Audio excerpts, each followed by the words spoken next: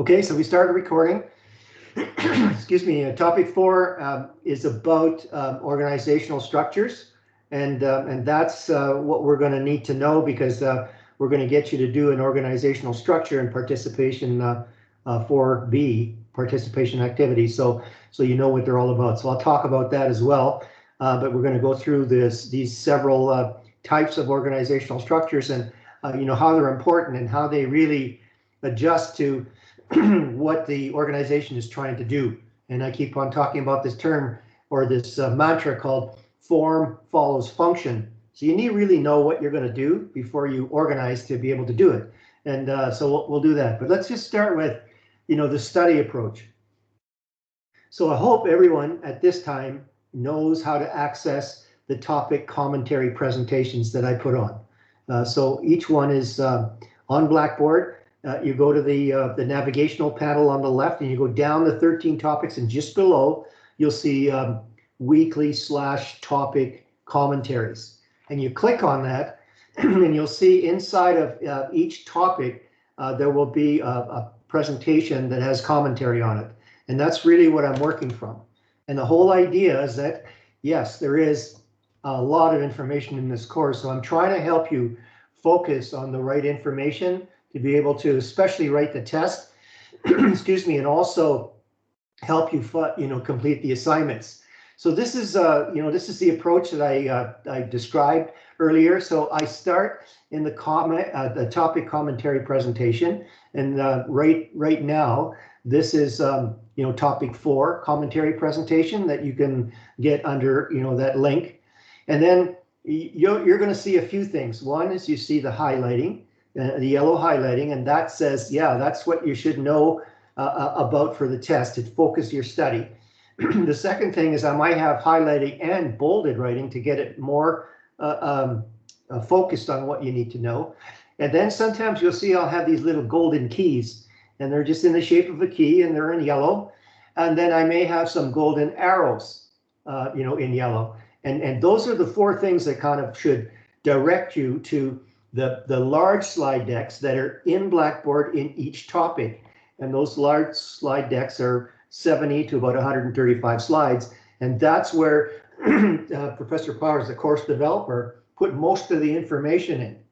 Now, there's going to be times when there's still not enough information to help you. So the next thing that you do is go into the topic and take a look at the topic video presentations. And they're more specific on various areas of content.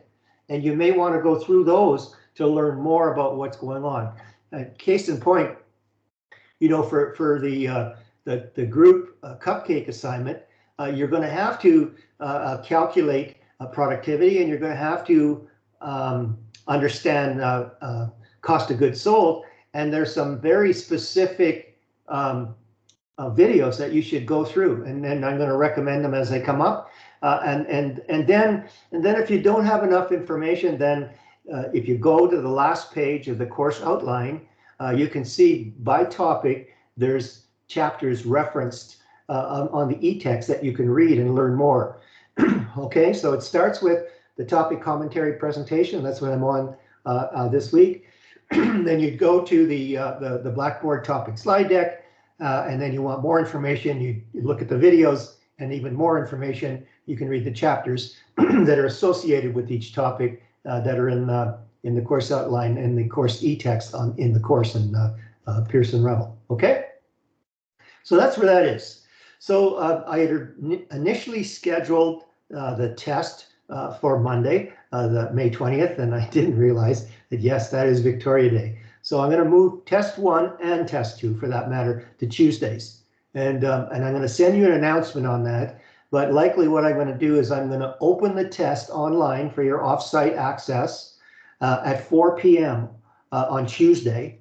And then I'm going to let that run till 11:59 p.m. Wednesday. So you'll have that full window to access the test. And what's the test going to be about? It's going to cover topics 1, 2, 3, and 4. And again, you start by going through the topic commentary presentations that I've been, sharing with you. And there'll be 50 multiple choice questions. Well, not exactly 50, but predominantly multiple choice. 3 or 4 of those questions will be true and false. The rest are all multiple choice, and there are 4 possible answers to each multiple choice, A, B, C, D. And again, in topic 4, there are some practice tests.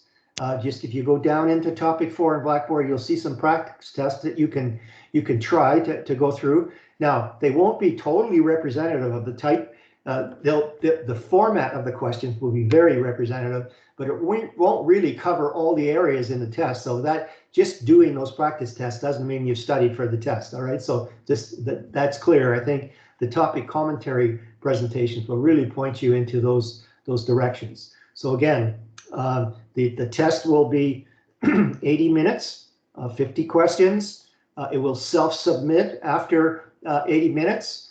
You access that test through topic 5 in the activity, and again, I will show you that in a message that I'm going to put out tomorrow, so that you'll have all the particulars. So, any questions about that at all? If somebody wants to unmute and ask questions about the test, I'd be happy to answer that. We okay? Want to give me some thumbs up? We're all good to go? Okay, Rochelle, your hand is up, so unmute and ask a question. Sir, can you hear me properly? Yeah, I can, yes. Okay. I just wanted to check with you because I didn't get the run time for the exam. It's 4 p.m. tomorrow till? No, it's not tomorrow. It's Tuesday. I saw Tuesday. Sorry. On the 20th. On the 21st. It will run from. Yeah, on the 21st, and 21st, it's going to run. Okay. And yeah, then, the 20. And then that test will be open from 4 p.m. on Tuesday the 21st till 11:59 p.m. on Wednesday the 22nd. Okay. Okay. That's it. Yeah. Okay. 11:59 p.m. Wednesday. Okay. That's correct. Yeah, midnight roughly. Okay. All right. Thank you, sir. Okay, and just remember that please, test your lockdown browser and make sure that your webcam is running, before you even start that test, because you don't want to run into complications. I'm not an IT expert, but normally when people have trouble accessing, what they need to do is clear their cache and reboot, and chances are they can get back in. And again, I won't be online that whole time. So if you have a problem, you can email me, and then we can. If you had a problem, we'll fix it from there. Okay. But what I will do though is on Tuesday, the 21st, I'll be online for maybe the first couple of hours, just to make sure everybody's doing okay. Okay. So someone else put their hand up. Was it? Yeah, Rob. I have R.A. Santiago. Want to ask a question?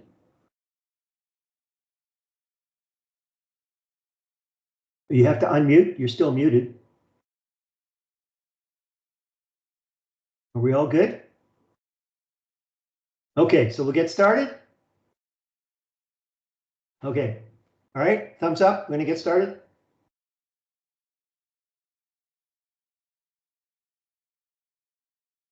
Okay.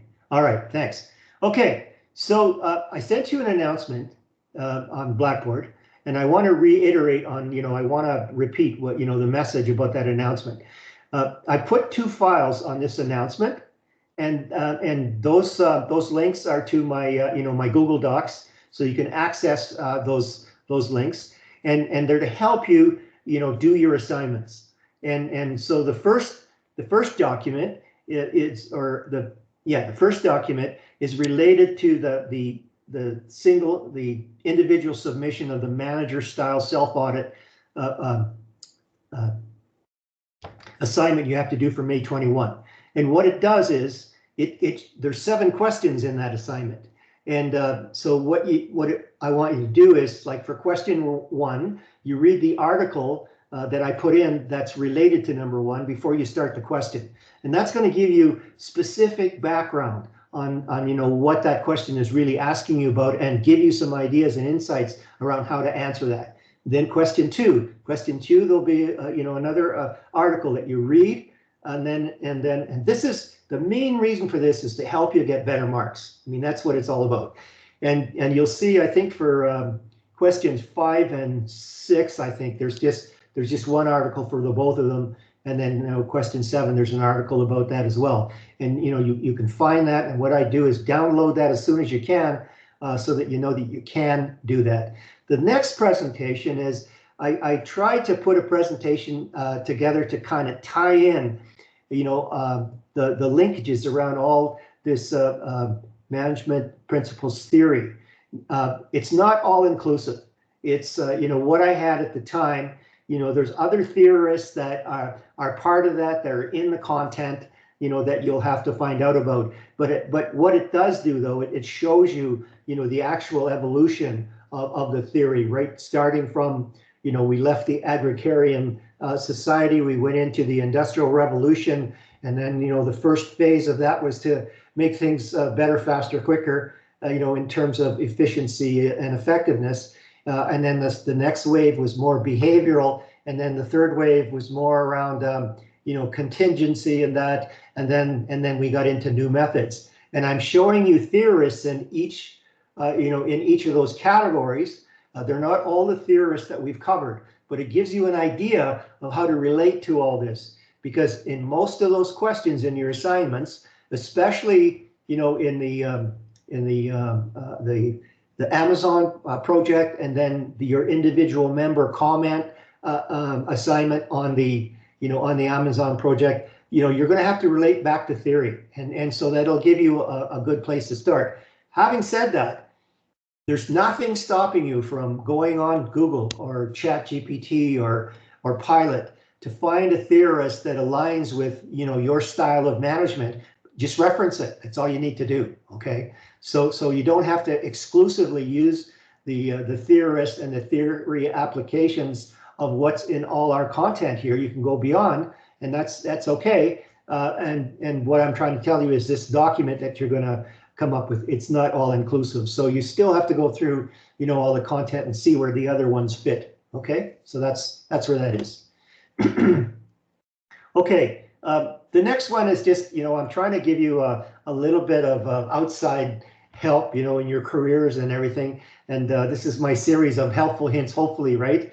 And again, I talked about Flipboard, and if you want to be an expert in your area, you could use this Flipboard application on your smartphone, and you can direct articles of your interest to you. And one of mine is neuroscience. So that's why some of these articles come up, and I want to share them. So you'll see that there's a link right here to this article.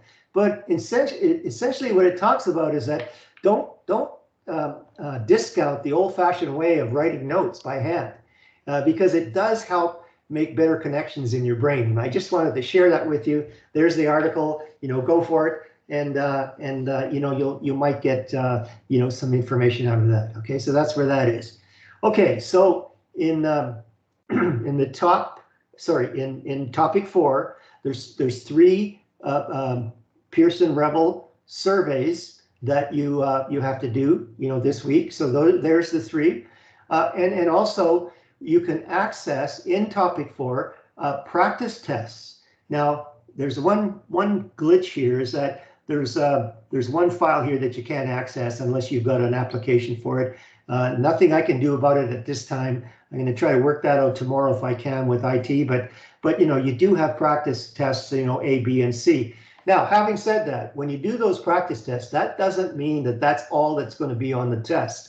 It's just giving you an idea of what those test questions look like and how they, what you're going to need to do to answer those questions. So it's a good way of doing that. Again, we want to start with, the hints and the focus, notes that I have in these commentary presentations to point you in the right direction to study the materials that you really need to, to be successful on the test. Okay, so that's where that is. So any questions about that? Anybody want to raise a question? Okay, no questions. I'll start getting into it. Again, getting ready for test number 1. Here's your Blackboard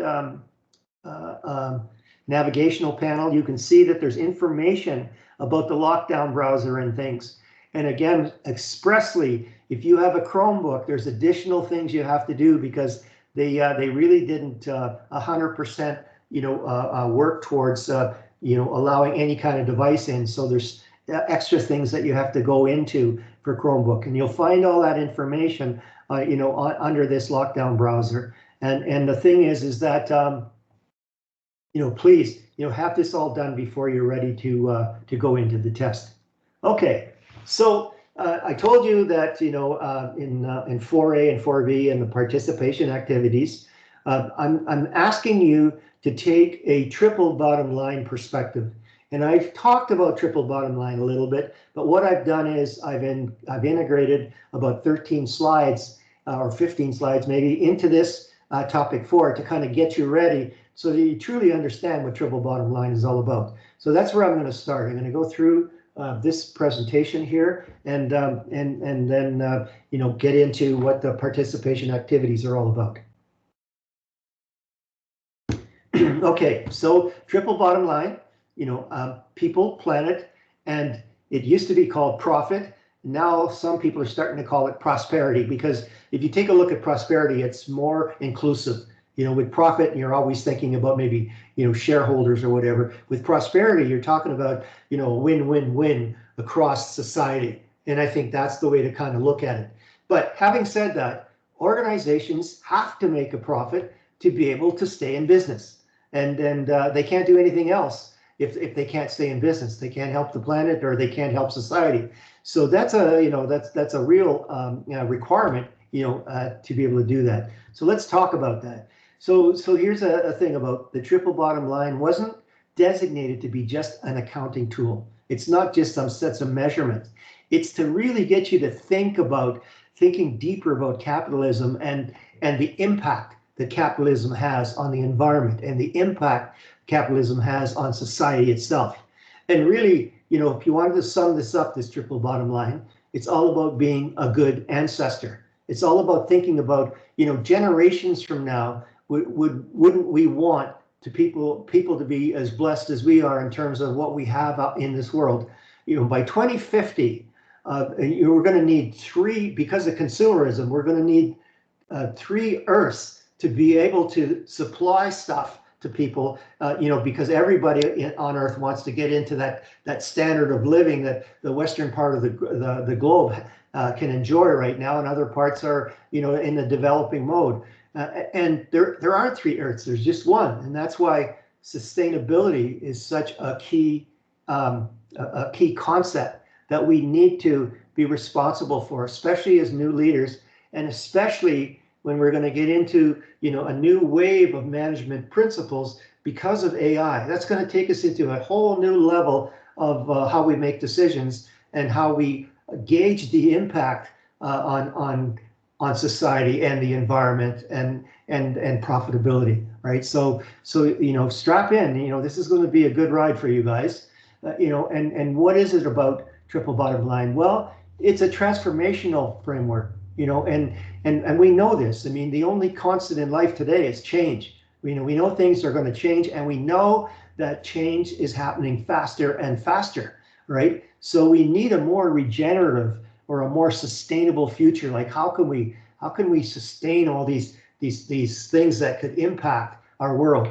And so the triple bottom line gives you these tools, and it's an organization measure. And it also sets some benchmarks or some standards on what's going on, and sets goals, and eventually, and we're moving, the world is making good progress. There's a couple of programs that I've been watching now, and there's people who feature the innovations in today's world to make our world more sustainable. And it's amazing, the scientific developments that are ongoing right now. And so we're going to move more towards sustainable systems and models. And the thing is that what we're getting into is that we, at this point in time, we can't account for the full cost of doing business in our world. And if some of you have taken microeconomics, and you probably heard about negative and positive externalities. And that's a concern. I mean, so, you might make a great choice in buying a fuel-driven vehicle, But again, that fuel-driven vehicle is producing pollution that makes some people sick, or most people sick, and that's a negative externality. And if no one owns that, well, then it's just going to continue. And that's why we have a carbon tax today. It's so that we could make that connection to that negative externality so it just doesn't happen. Because if it goes out of check, then all you do is you get more and more of the same, more production, more pollution, and a move towards more profit, right? So that's what triple bottom line can help us get over. Okay, so people consider all the stakeholders, not just shareholders. That's the whole idea. And triple bottom line is it's interconnected, right, with corporate social responsibility. And we're gonna learn about corporate social responsibility in the later topics. And normally known as CSR, corporate social responsibility, it's the responsibility among organizations to meet the needs of their stakeholders, and a responsibility among stakeholders to hold organizations accountable for their actions. And triple bottom line covers, the scope of those requirements for CSR. Okay, so public opinion, consumer purchasing power, transparency of information in today's world is making it very apparent, of some of the organizations that are not so corporate socially responsible. And buying power has a lot to do with changing corporate attitudes in a way. So I know it's no secret, if you go to sort of a boutique coffee shop, you'll probably see signs on the wall saying fair trade. And why? It's because they recognize, say, in the coffee business in developing countries, labor is getting exploited and working under harsh conditions, to be able to have a great product, in the other part of the world. And we need to really, bring this together from a corporate social responsibility point of view to make sure that we raise the quality of life and health, care and everything else, and prosperity for the world, for everyone, and in a sustainable way. So that's what that's all about. So stakeholders are increasingly aware of not only the consequences of business activity that could have on the environment or the community or the economy, but they're also important global issues. I mean, if you look at the expansion of global trade in today's world, I mean, it's on a logarithmic curve. It just quadruples and whatever, it compounds in terms of growth. So you can see where we're going when it comes to dealing with sustainability, right? And that's why we're into climate change, and that's why we have so many economic impacts on social justice. We can't leave greed unchecked, kind of thing. So that's where that goes. So prosperity considers those economic indicators over which the organization has some influence, and for example, paying livable wages or ethical sourcing or workplace health and safety. Those are all important. And what it is that triple bottom line will make this systemic in nature, so it's part of the way that we do things in terms of protecting the people, the planet, and our prosperity.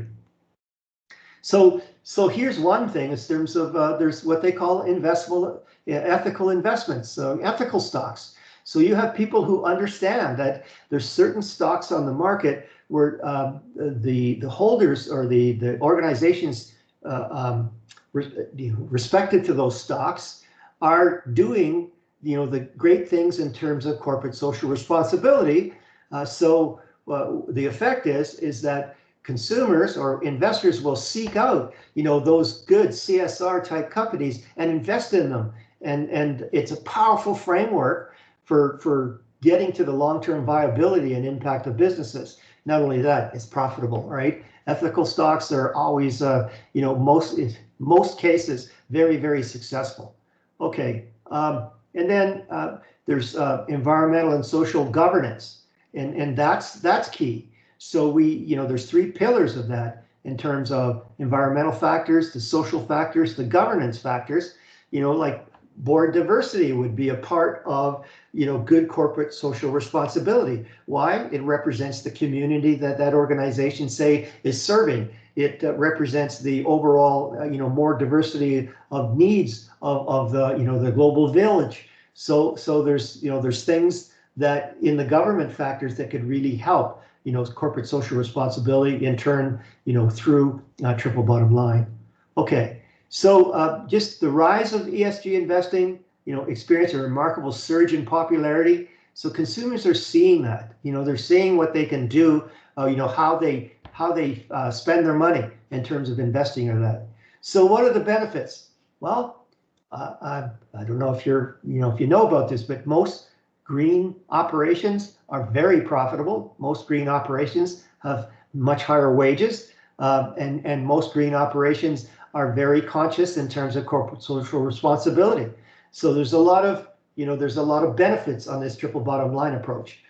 It spreads environmental awareness. It makes business to become more meaningful, in terms of ideology. What really, what's their philosophy, their purpose, in terms of what they're trying to do, and it attracts new customers and investors. There's no doubt about it. But there's challenges, right? There's still, there's a lot to be learned about triple bottom line and corporate social responsibility. It's hard to quantify those social and environmental aspects. I talked about negative externalities. There's positive externalities too. And the more that we can learn about the positive externalities, the more we could promote triple bottom line. And what it is that, there's more benefits in a positive externality. Somebody will do something and people can take advantage of that.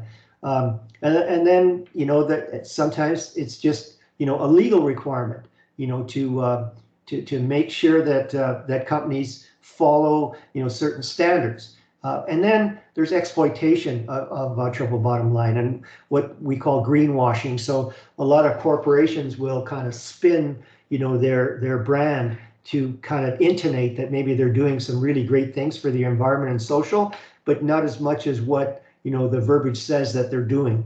And then clashing objectives.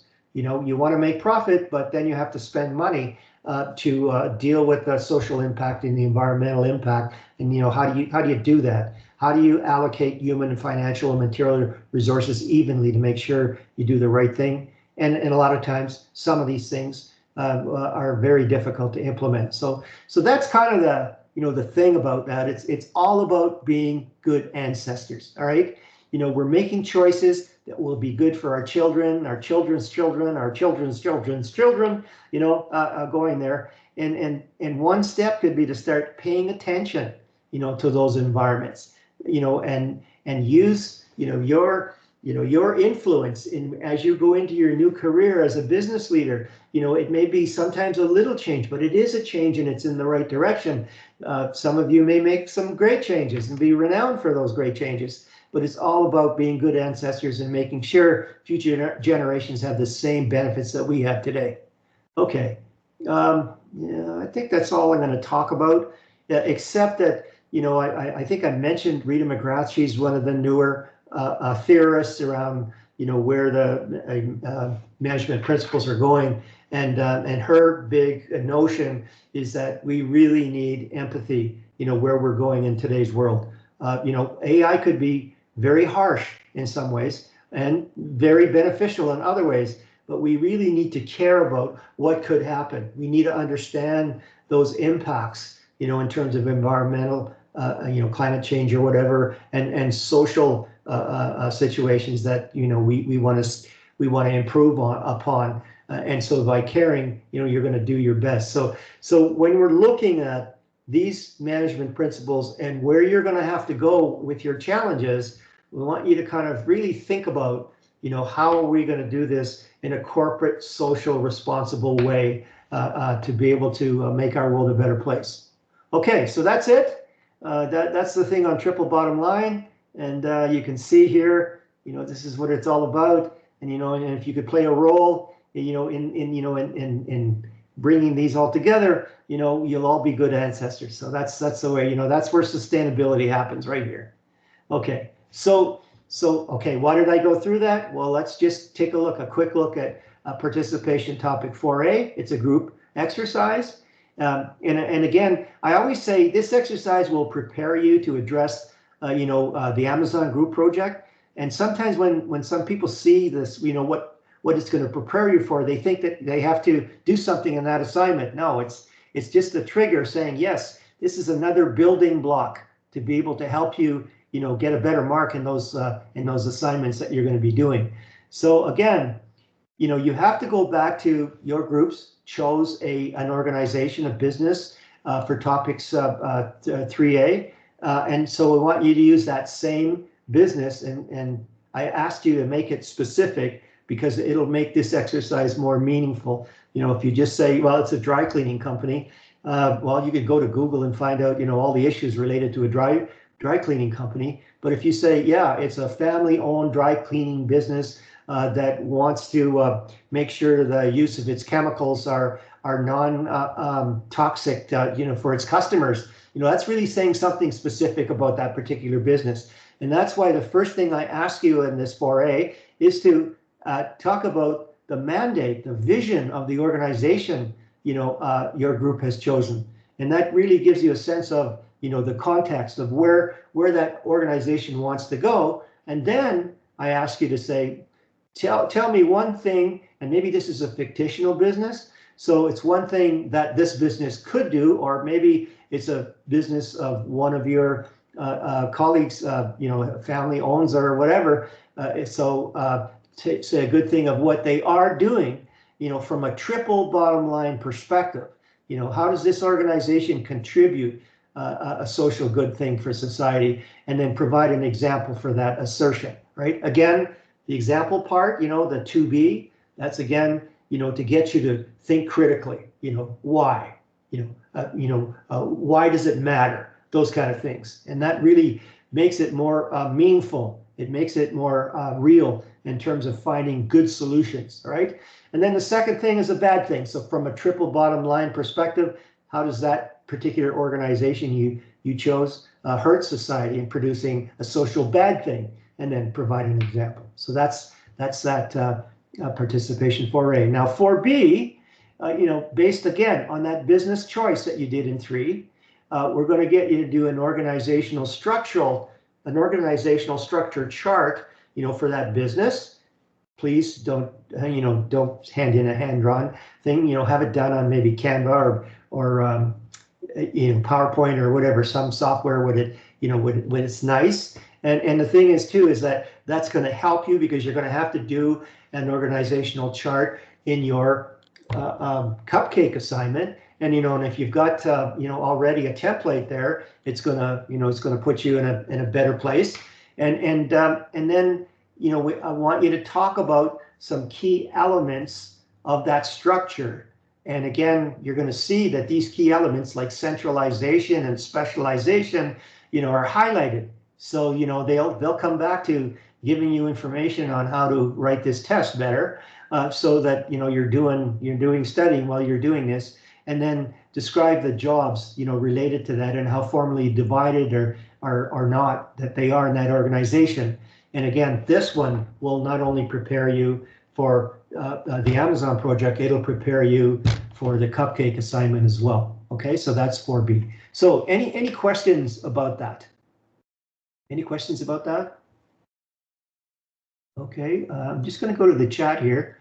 I see that someone has probably put some. Okay. Okay, we're all good? We're all good. Okay, so I'm going to start commenting on these types of organizational structures, and you should have a pretty good awareness of what these structures are all about. And again, they're going to come in handy on the test. So I'm going to talk about a hierarchical structure, a functional structure, a matrix structure, a divisional structure, a network structure, a team-based structure, and a horizontal flat structure. All right, so those are the main 7 that I'm going to talk about. And what I've done is, I brought in some slides from the slide deck of that topic 4 area. That slide deck. I brought some of those slides in, and I've given you additional information, and then I've given you some highlighting on really what to focus on when you want to study about what it is that they're all about, to be able to do better on the test. Okay, So just an example, I think SmartDraw, you can go there and it'll allow you to do an organizational chart, I think, for free. But again, use Canva or use PowerPoint or whatever to create this. And what I'd like to see is, I'd like to see a little bit of description on each one of those positions, not necessarily names, but let's say a bakery. Well, there's bakers and there's cleaners and there's wrappers and there's delivery people, so, you want to make that organizational chart pretty clear on the functional aspects of that, and then how those functional aspects are structured when they come together. Okay, so that's what I'm looking for. Okay, so here we're starting already. You can see some highlighting here on this slide, which means that just understanding the overall impact of organizational structure and layout is going to be pretty important, to answer a few questions. And you can it's obvious that the layout is an offshoot of where that structure is going. And in topic 5, I'm just going to show you, this onion about how this all kind of fits together. So it's not just, boxes and lines. It starts with, the what and the why and the how and the where of the organization, which comes from the vision, and the how is the mission of the organization. And those two impact what the policies of the organization should be. And then from the policies, you get into the particular structure, and from the structure, you get into the layout, and inside the layout as well, but there's policies and procedures. There's processes, so all those components are all part of this organizational structure. And a lot of times in organizational structures, there's few holes in there. They can't do it all. And how they get over that, we call that white spaces. How they get beyond the white spaces is through procedures. All right, so procedures will kind of help, fill those gaps in terms of continuity of how the organization gets things done. So just remember, procedures is really important as well. Okay, so you can see now if we talk about process design. Okay, so if you want a low quality and high variety, that's sort of like a appliance repair.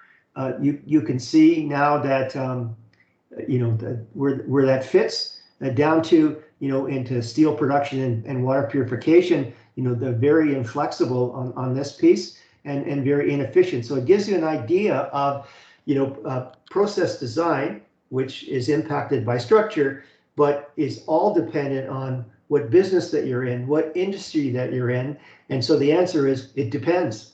And so that you want you can, in terms of process, you can have a job shop, or you can have a batch process, or it could be very repetitive, or it could be continuous. So there's not a key question about this slide on the test, but you need to understand what process design, what the implications are. Okay, and that's why we're going to get into this.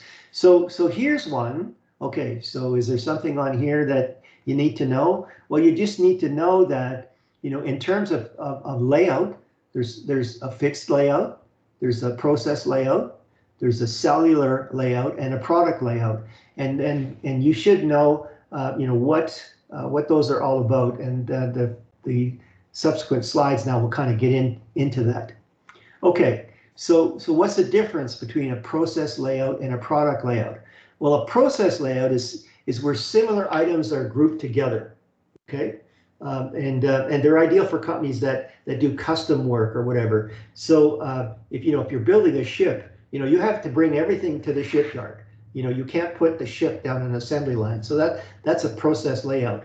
But if you're producing vinegar, all right, well, that's a product layout. Everything will go down the line, or an assembly line. That's a product layout because it's sequential, and the tools and machines are located according to how the product is made. Okay, so I'm going to give you some examples about that. So you can see here, this is a process-oriented layout for a machine shop, and you'd see that all the table saws are together. all the drill presses are together. But then you'd have a workflow of, depending on what you're trying to do, if you had to saw the pieces before you drill the holes, well, then your process would start in the, in the table saw room, and then work towards the drill presses, all right, in terms of workflow. So again, on a process-oriented, scheduling can be difficult. The setup, material handling, labor, and cost can be high, all right, that's true. Now, in a fixed position process layout, and I talked about that, here's an operating room. Now, you can't put a patient down an assembly line or whatever, right? So you have to bring all these components, to the location of where the work is, and there's all kinds of complicating factors. You have to have all the machines there, and you have to deal with, an unstructured problem. So you need contingency equipment there as well. So that if something goes sideways, you've got the equipment to be able to deal with, a lot of the possibilities. Maybe not all the possibilities, but most of the possibilities. So what's complicated about that? Well, limiting location. You only got so much space on that site. Different materials, different inputs are needed at different times. The volumes of materials, that changes depending on the conditions, right? So that's the piece. And again, now I talked about, the commentary presentations, and I said, yeah, there's going to be highlighting, there's going to be bolding, but also there's these golden keys that I talk about, and then there are going to be these golden arrows. So when you see an arrow like this, you know that there's something that you need to really kind of get into. So in terms of organizational structures, you need to know how job tasks are formally divided and grouped and coordinated within this organization. That's part of your participation activity in topic 4. Again, the organizational design, the process of developing or changing the organization's structure. So those are kind of important things. And then there's components of the structure. One happens to be centralization. I've got a sort of a wrap-up slide, a few slides down the road, to show you how this all comes together so that you don't miss anything, but you can see a golden key here, right? So a degree of centralization depends on behavior patterns. We talked about that in terms of management principles. At the end of the day, are designed to influence behaviors, right? And employee behaviors are all about, aligning people to do the right things right, to get to satisfying the goals of the organization and reach the outcomes that are described for those goals, right? And so depending on the behavior patterns that you need to be able to satisfy those goals and get to those outcomes, you'll either have centralization or decentralization, okay? So you'll see that in centralization, people with more authority require less communication to make decisions. Okay, so basically, that's how it works. And again, the determination of centrality is the number of contacts between people. So a central organization will have a lot. We're going to talk about this.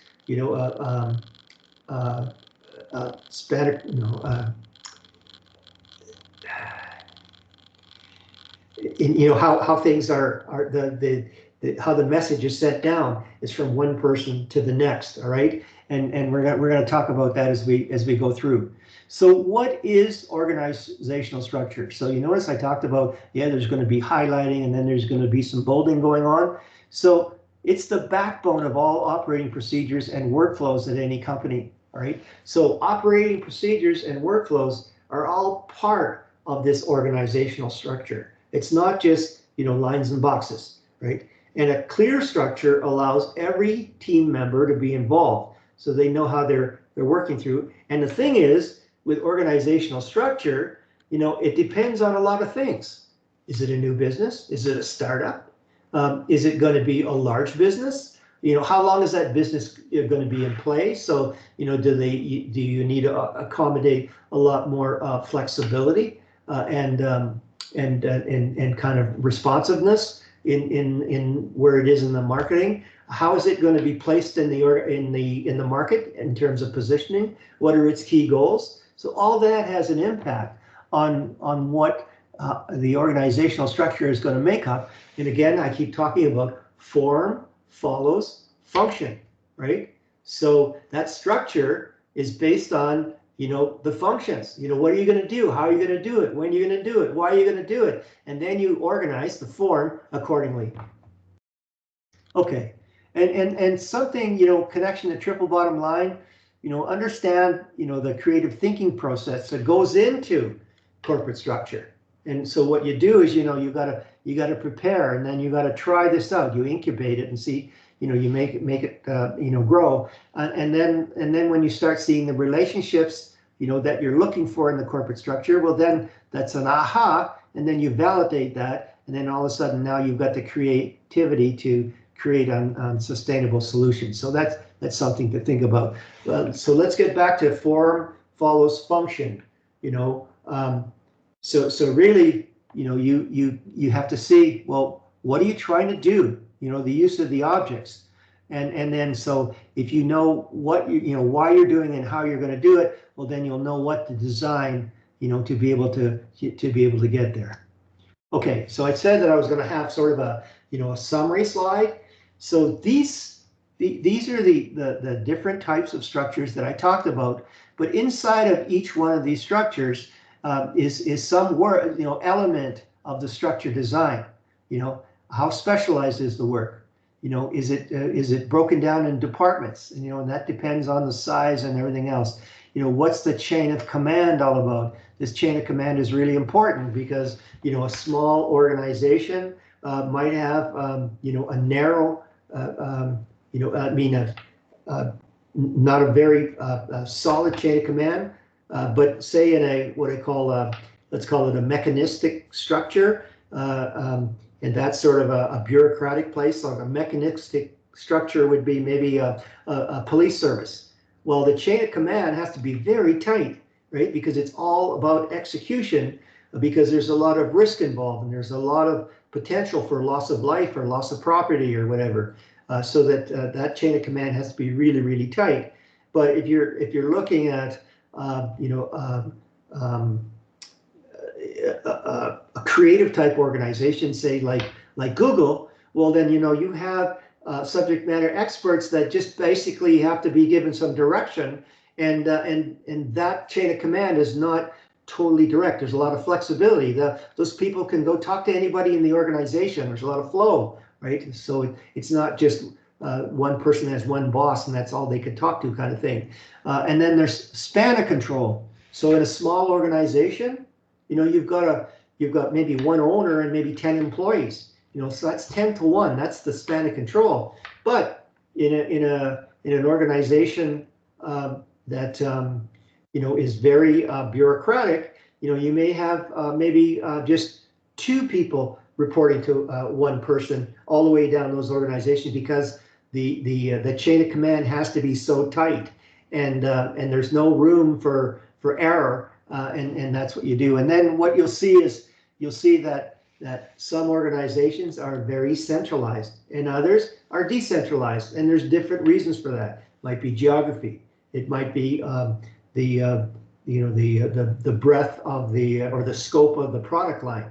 And I'm going to show you an example for Procter & Gamble. I mean, they've got like about 10 product lines, so they're decentralized over product lines, and we'll get into that. And then how much formalization. So that an entrepreneur starting up a business, there's very little formalization. It's more of what Henry Mintzberg would call an adhocracy. Everything's on the fly. It's ad hoc. So what it is get the job done, because we got to make customers happy as best as we can to be able to stay in business, right? A lot less formalization. But just think, in a nuclear power plant, where one little error can cause great damage. Well, there's a lot of formalization. There's procedures and testing and protocols that you have to go through to make sure that things are going to work the way they're supposed to work, and that's through formalization. A lot of documentation, a lot of policies. So that's all related to formalization. So this is kind of the crux of this topic that we're going to talk about. Okay, so let's talk about departmentalization. All right, and the thing is, it's based on how you make decisions. So yeah, so that's one key area. But we'll talk now about work specialization. So it defines how responsibilities are split between employees based on job description.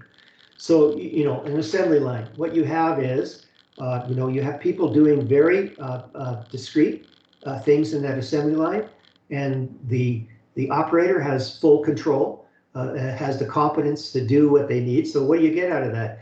Well, you get predictability, you get reliability, and you get quality. So in that case, that's where work specialization really comes in. And so what did they do in the assembly line is, you know, they work it down to smaller work activities and assign these digestible tasks to individual employees.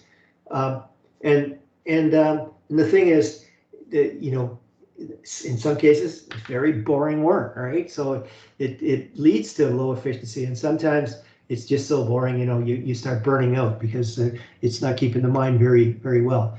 Now, chain of command, you know, it's a system for passing instructions and reporting within the organization. So you can see here the chain of command. And here's the CEO, and Samantha only reports to the CEO. And then Ricky only reports, the general manager reports to Samantha. So, you know, that's a strict route of chain of command, and to allow information to go through. And it's mainly prevalent in organizations, you know, that have, you know, unstructured problems, you know, so where people, you know, at the top really need to understand what's happening so they can make decisions accordingly. Okay, so unity of command. Unity of command provides that an employee is responsible to only one supervisor. So you can see that this person only has one supervisor. This person only has one supervisor.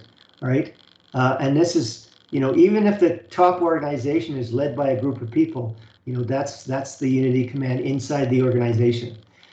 So I talked about span of control. You can see here what a narrow span of control is. This manager has 2 people reporting to them. In a wide span of control, this manager has, you know, 5 people reporting to them. So you take a control center, you know, customer service center, you know, you could have like 50 people reporting to one manager of you know, of a consumer service center, and the thing is that one person can manage them all. Why? Because you know, they all have specific things to do.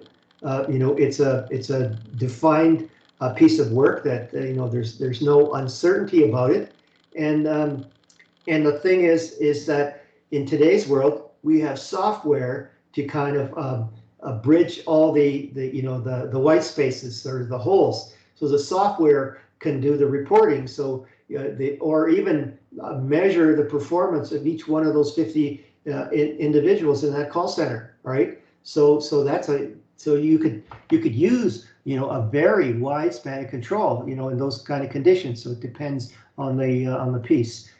You know, it depends on the business and on the industry that you're in. Now, here's a little key. You see that? So everybody needs to understand what SME stands for. So SME, that's a small medium enterprise, right? And you can see, you know, smaller companies make sense. You know, they will have, you know, a wider span of control because they can't afford in some cases to have management levels. Maybe it's one owner and 6 employees, or maybe one owner that owns a few businesses that has maybe a manager put in place to work with those employees. You know, still, you know, very wide span of control. Okay. And then narrow span of control, well, managers have fewer subordinates. Flat organizational structure, well, that's a more horizontal and streamlined. We're going to get into that. And then a tall structure as well. So we're going to talk about those things. Okay, but we're at the hour right now. So what I'd like to do is maybe take a 5-minute break. You know, I'll come back at, I see 2:02. I'll come back at 207, and then we'll finish up this topic and get into some of the participation activities, and then move on to topic 5. Okay, so I'm just gonna shut my camera down. I'll shut my mic, and I'll see you in 5 minutes. And if you have any questions, just fill up the chat board, when you're back, and I'll see if I can run from that chat board.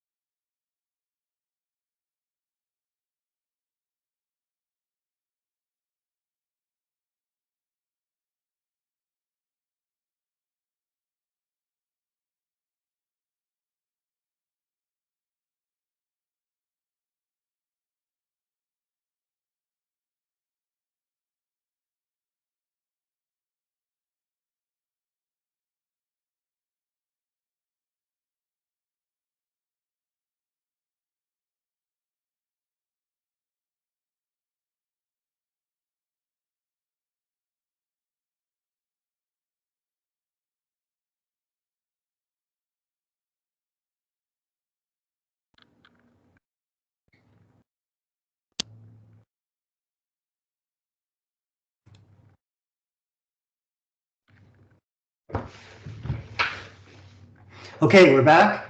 Okay, so now we're getting into a little bit of the specifics here of, okay, let me see if somebody just came up here to, okay, send a quick message.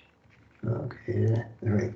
Okay, so span control, depends on the number of employees a manager can effectively manage, right? That's the key, effectively manage. And you can see that higher level managers have more unstructured problems, which means that, you know, there's a lot of variability. So they need to have, you know, a smaller number of people that they can manage to really kind of take control and make sure that they can get this thing through.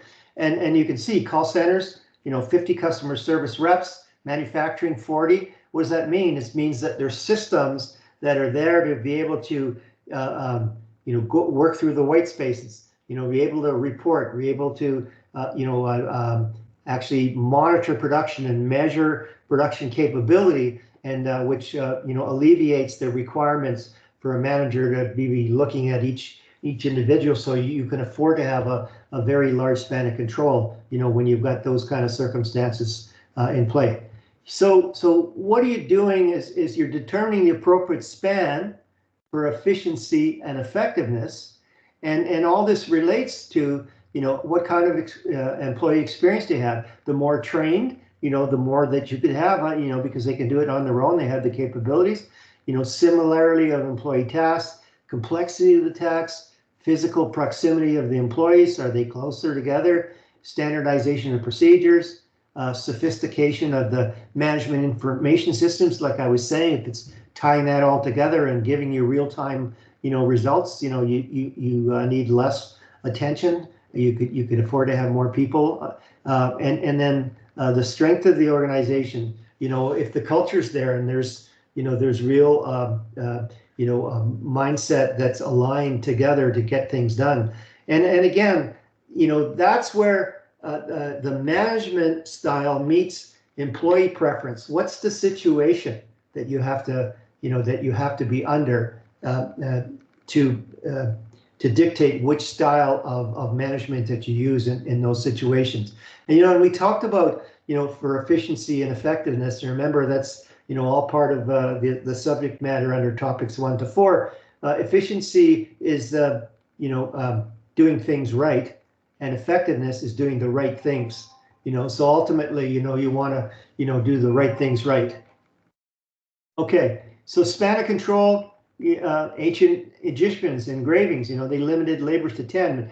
Here's something interesting too. You know, Genghis Khan was probably one of the, you know, the most famous conqueror in the history of the world, and again, he had dictated the span of control for each. I think it was called platoon or whatever. It never got more than 9 people, and that was one of the reasons that they were so successful in execution. Okay, so that's an interesting piece.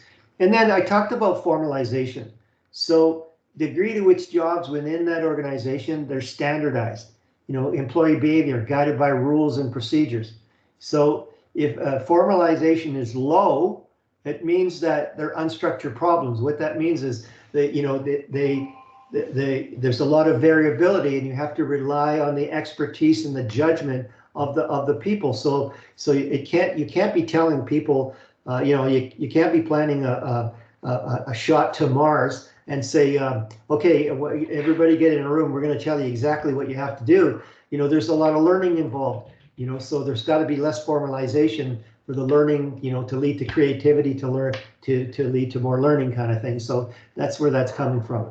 Okay, but inside of, you know, the bureaucracy, there's different patterns, and I'll just talk about these. So what's a mock bureaucracy?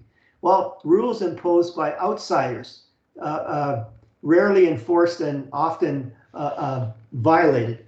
So what that means is that, you know, there's certain rules, you know, that in the conditions here, you know, in mining, you know, there's explosives all around. So, you know, there's just a blanket saying that no, there's no smoking, and so that imposes, you know, restrictions on the organization, but it's not coming from the inside in most cases. So it's called mock bureaucracy. Representative bureaucracy, though, is different, you know, and that's mainly, you know, when you talk about unions, especially when it comes to, you know, different employment policies and health and safety. You know, it's right in the in the agreements, in the collective agreements, where, you know, there's different policies for different things. So you can't say, well, Jasmine, I want you to work overtime for 25 hours. Well, the union would come and say, no, that's not in the collective agreement. That's a representative bureaucracy. They're not part of management, but they can dictate based on what was negotiated. And then some of the punishment centered. We talked about theory X and theory Y. Well, they're theory X related to is that if somebody does something wrong, you can penalize them. And say if they didn't show up for work, for a week, maybe you could fire them or something like that. So that's punishment-centered bureaucratic patterns. But you should understand, the who sets the rules. Here's something interesting, and I've used this throughout my career, and it's the McKinsey 7S framework, and it's one way to kind of influence the structure and measure how well that structure is doing. And I use this a lot in what I call an internal environmental scan. If you want to really, get a sense of how healthy, how capable, and how viable the organization is, you go through the 7 S's. And there's 3 hard S's and 4 soft S's. So the strategy. So you really need to understand the strategy. Form follows function. All right. So you need to have that strategy outlined before you start organizing around it. And then you put the structure together. And in that structure, it incorporates different systems to be able to manage the operations in that structure and manage the behavior in that structure. And so systems are really important, especially in today's world, and they're going to get more important, as AI is incorporated into all those systems. On these other ones, the shared values, that's really, the core values of the people in the organization. But what core values lead to is behaviors, right? We behave based on our core values. And then the behaviors need to be embraced by that structure, because it's the overall behaviors that satisfies the goals and creates the outcomes. So that's part of it. Skills is more related to what are the competencies of the organization. So you'll have, like, say if you're AWS at Amazon, where you need to have co-location for operators to connect their IT systems to the internet overall, right? So in terms of skills, well, you'd need some highly trained telecom engineers or network engineers that would understand that, and that leads from having those particular skills that turn into core competencies, and core competencies drive competitive advantage. And this whole course is about competitive advantage. The staff is that, the type of people that you hire, you have to have you need the right people in the right job functions. And then the style is the style of the management in terms of based on the industry, based on the company, based on the customers and the conditions. The style is dictated, by the preference of all those put together, and the best style would get the most out of that particular structure and everything tied into that structure.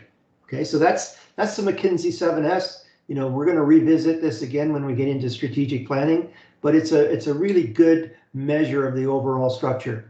Okay, and so the STAR model, it's a structure organized determines the placement of power and authority in the organization as well. And so there's 4 areas of structure policy.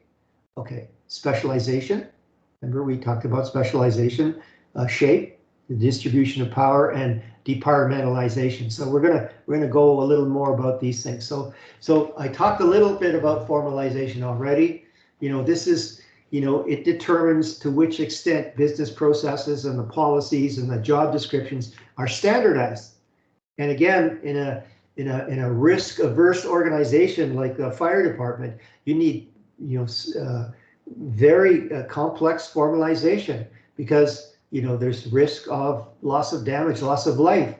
So you need that the robustness to be right into the structure to make sure that execution is flawless, all the time, and so that you need more formalization. But if you're an entrepreneur and you start this little business where you've got gadget A that's is going to be a winning product somewhere, you start with a few people, very little formalization. It's all about, let's get this product made and sold and build a customer and build a business, right? So it depends on when you start the business, how large the business is, how complex the products are, how intricate the industry is. All these things have a bearing on how much formalization that you need in the organization.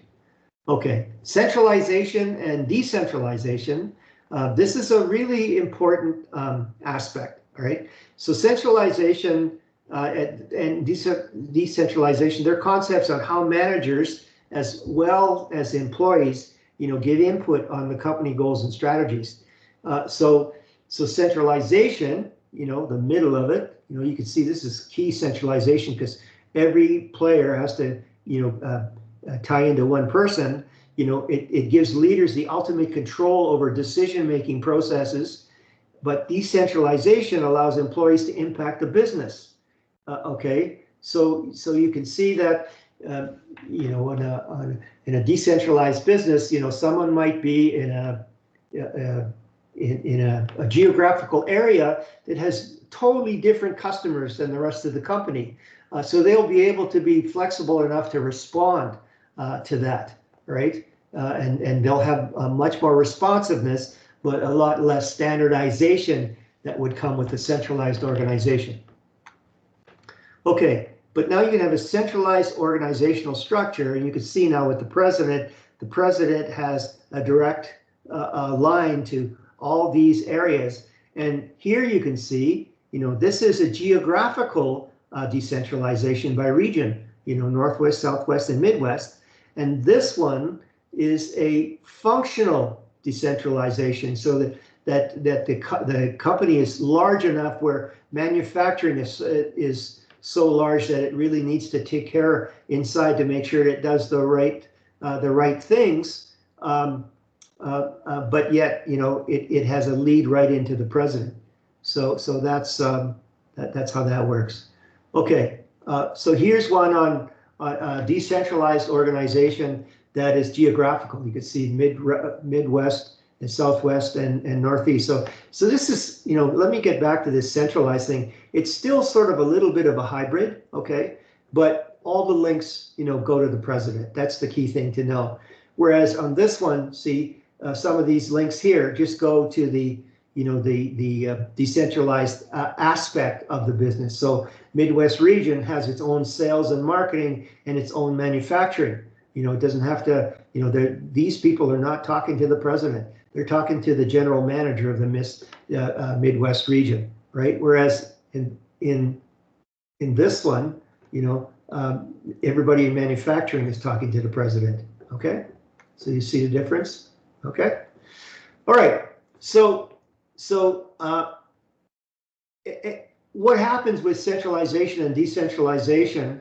It's on the centralization, it's the degree to which decision-making is centralized at a single point, and decentralization, at lower levels they can make decisions, but it fluctuates. It depends on, if major conditions change in the market, and if there's more requirement for responsiveness, a centralized organization has to go decentralized. Or, COVID happens and there needs to be tight control. Well, a decentralized organization has to change its structure to go more centralized because, it's a survival issue to be able to make sure that everybody's, running from the same playbook. So it could be dynamic is what I'm saying, right? So how decentralized should decision making be? Well, and it depends. It depends. If it's in terms of reliability, well, you want standards, so it needs to be centralized. If it's in terms of efficiency, you need standards. It needs to be centralized. But the thing is, if you want responsiveness, well then, it has to be, broken down into areas where they can respond, to various parts of the market. Okay, so that's where that comes together. But here's some nice highlighting that you should be aware of, and centralized versus decentralization. When it comes to decision making, one body makes all the decisions. Decentralized management at every level could possibly make decisions for their department and teams. Okay. Now we're going to talk about mechanistic versus organic organizations. So in the mechanistic organizations, this is where bureaucracy really comes into play. This is let me see, a chain of command that's really important, and then the span of control, really small to get that message through. So it's an organization that's rigid and tightly controlled, high specialization, rigid departmentalization, clear chain of command, narrow span of control, very centralized, high formalization. So you can see the military, the fire service, the police service, hospitals, they can't afford any kind of errors, Whereas an organic, that's an organization that's highly adaptive. Henry Mintzberg calls them an adhocracy, or organic. So it needs to adjust accordingly. It needs to be highly adaptive. So there's a lot of collaboration going on. There's a lot of adaptable duties. Sometimes there's overlap of duties. Few rules, informal communication, decentralized. So this is one key slide that you should be really aware of. When it comes to organizational structure, so here's some terms that you should understand. Functional, that's that break up the work in terms of specialization. So a functional organization, that's where you have marketing, and you have treasury, and you have finance, and you have sales. Divisional, they can organize these into business units based on products. I'm going to show you, Procter & Gamble, they're based on product lines because they're so big.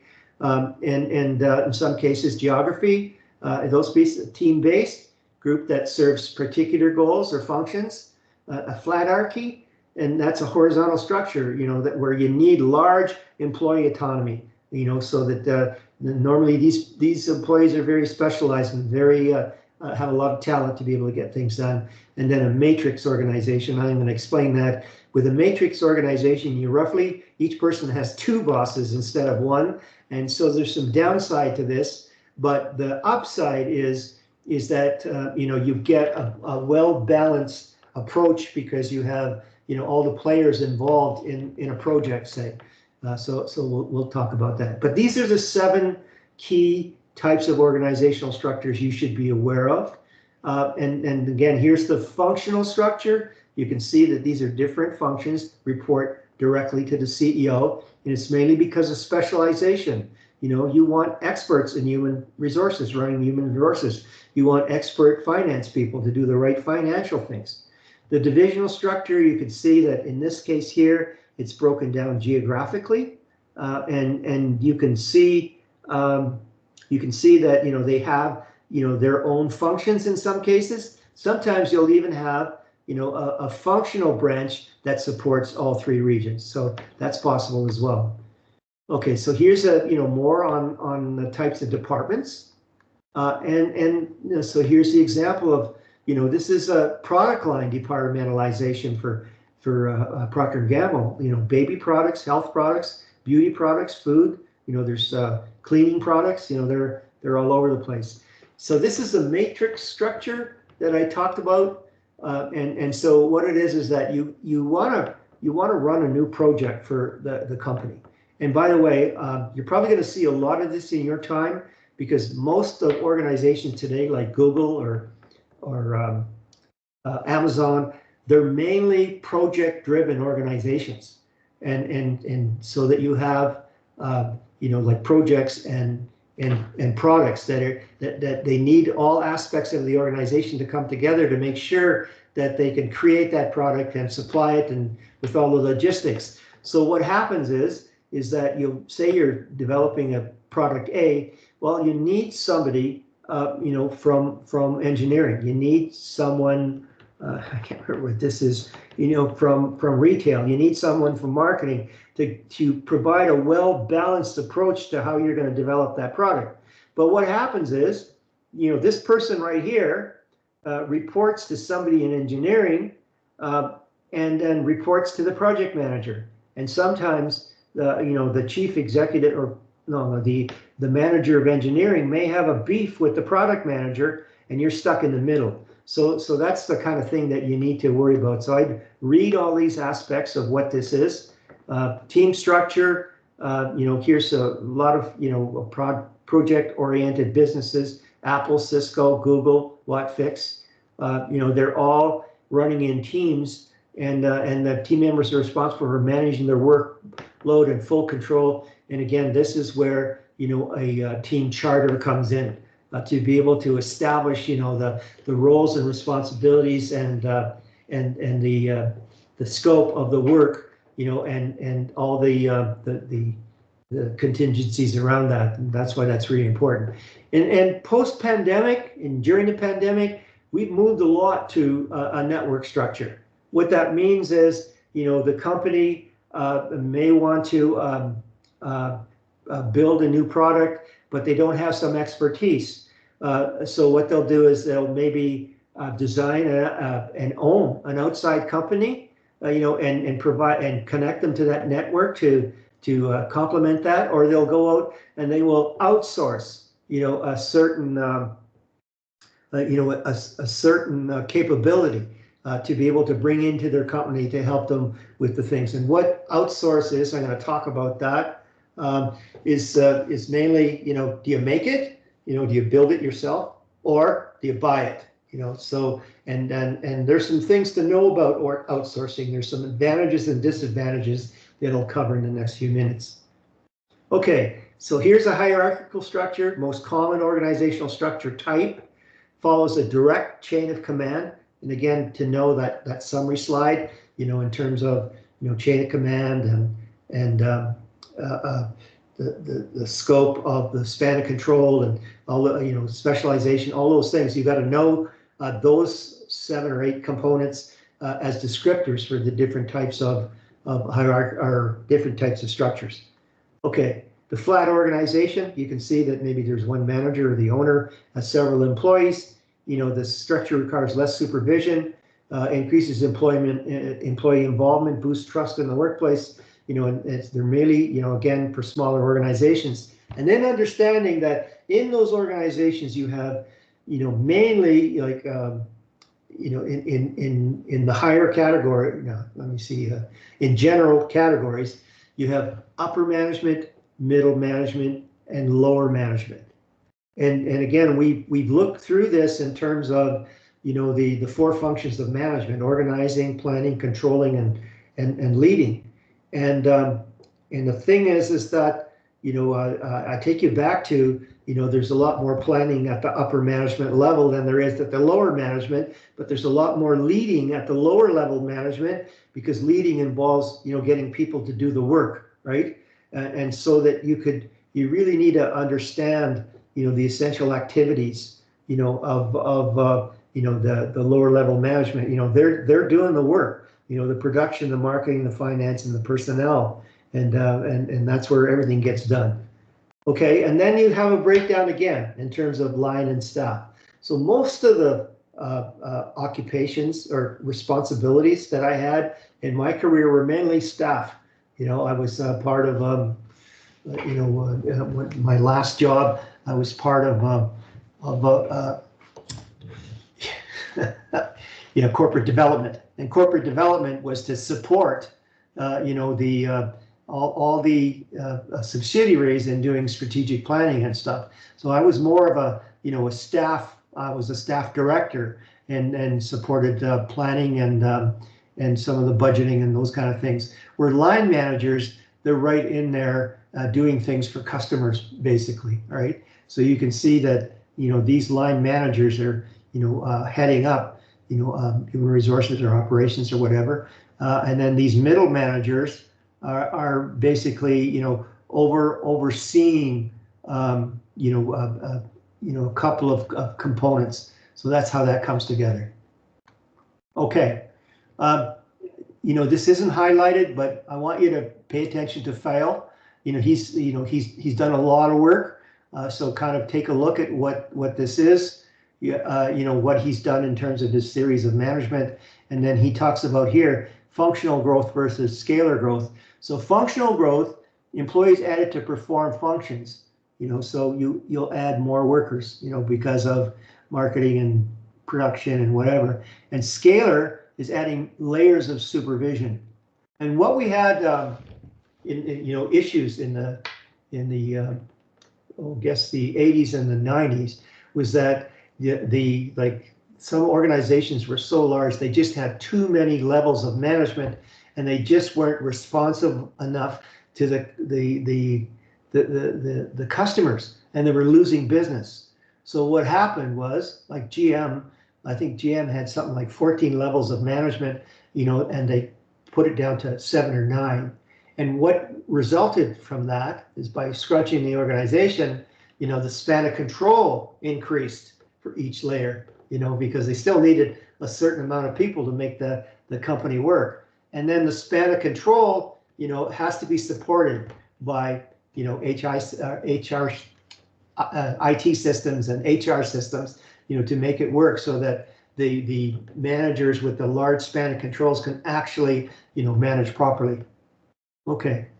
And then there's, power authority. So power is the ability to influence decisions. Authority position is, the actual, hey, I'm the boss, and the greater authority leads to greater power. So those are the kind of things. This isn't highlighted. This is just for your benefit to understand that there's different types of power. And, when you get into, your sort of, your mature roles in your career, in business and government or whatever, it's all small p politics. And you got to understand the aspects of all these different types of power, because sometimes you can use different types of power to get your way. So have a read of this one here. Just wanted to show you that structure actually emulates how the organization creates value, right? So this is a value chain. This is Michael Porter's illustration of a value chain. We're going to cover that later, but I just wanted to show you that it's all kind of related. These are primary activities. So you're going to see a lot of line managers or lower level managers operating here, and then these are supportive. So you're going to see a lot of staff, staff managers operating in this piece as well. Okay, don't want to talk about that. Don't want to talk about that. We're okay here. Just different types of organization. When you have less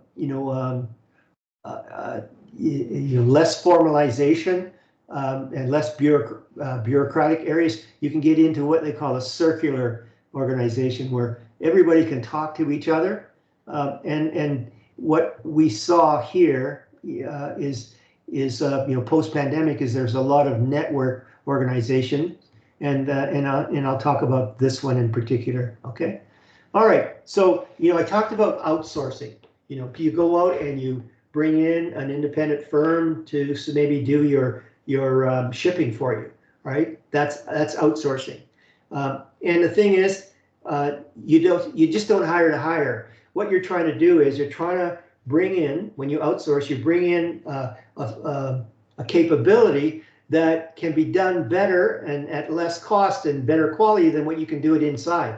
That's mainly the biggest reason why you bring those in, and because you don't have the resources to spend in improving your capability or growing your capability to where you think it would be, and overall you're creating more value for the price for the customer by doing it, right? So that way you have access to more talent. In most cases, you get lower labor costs.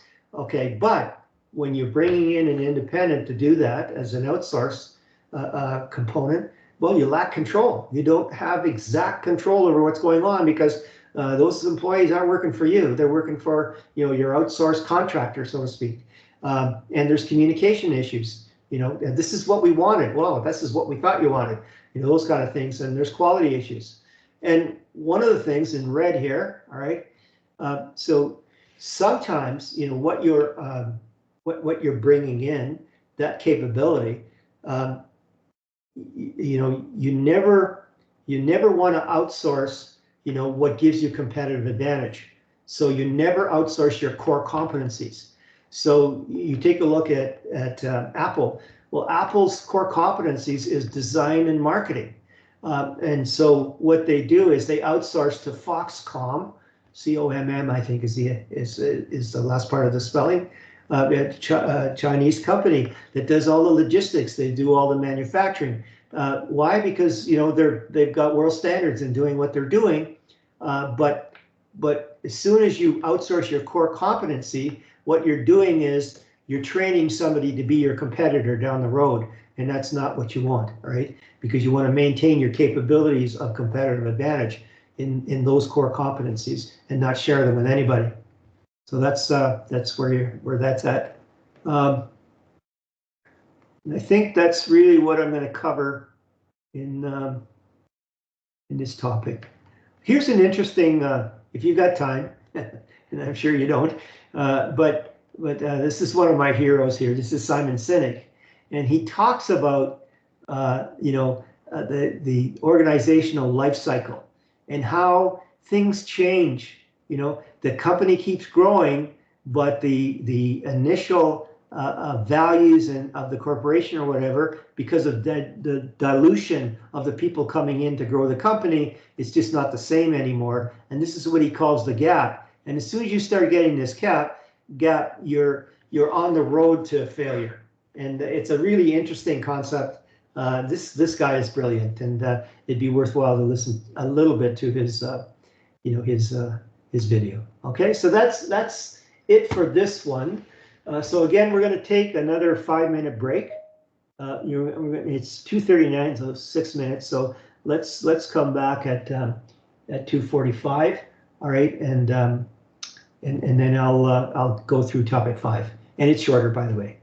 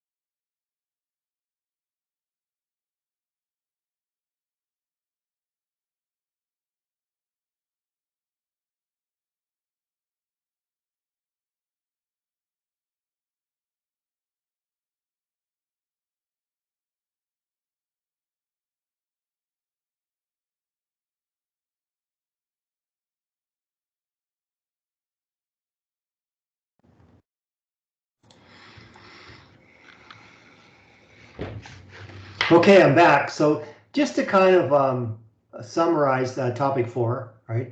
I get back to this form follows function, and this is the onion model. All right. So what it is in form really gets you to the behaviors that you need to satisfy the goals of the organization and get to the outcomes, the desired outcomes. All right. So that's what the form is all doing. It's it's a structure to allow you to align forces really to get things done.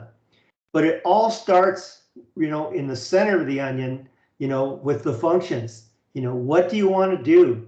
Why do you want to do it? How do you want to do it? When do you want to do it?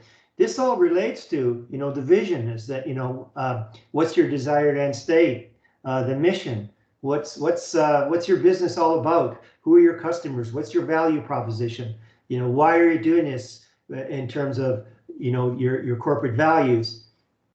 And then once you got that figured out, well, then you can start laying out that structure. Sometimes policies come into play to lay out the structure right off the bat. Sometimes they come at that time and they come later on as well.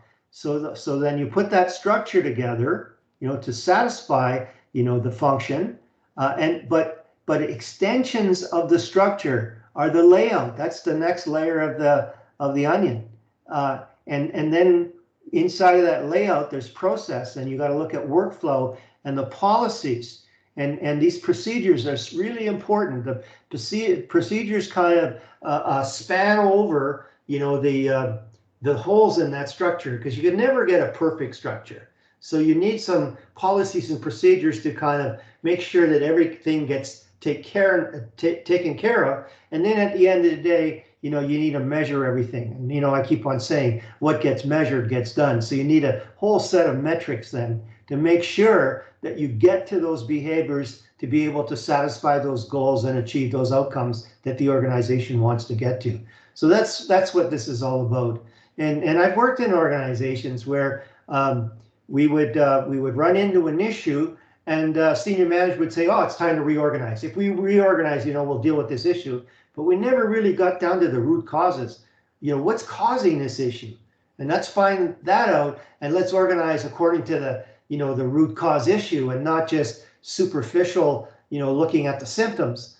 And so that keeps you grounded. So always remember that form follows function. Okay. Were there any questions for topic 4? Because that's what you have to study up to now to be able to do the test, on the 21st and the 22nd, the topics 1, 2, 3, and 4. Okay. So any questions at all? Can I see some thumbs up? I'll just keep on going. Okay. All right. Thanks. Okay. So this is why you start bringing in, the functions of operations management. And I'd strongly recommend, especially if you're going to go into business for yourself, take a production and operations course to really see how you really tie this all together, from structure all the way through into function, and make it work for you. So look at all the things that impact the management aspects of the business. So in functions operation, forecasting, it's a make or break function. I mean, you forecast too much, you got inventory costs that could make you go broke. You forecast not enough, and then you have customers leaving you, going somewhere else, and maybe not coming back. Capacity planning, when you're trying to understand economies of scale, so you can get down your unit cost to be competitive.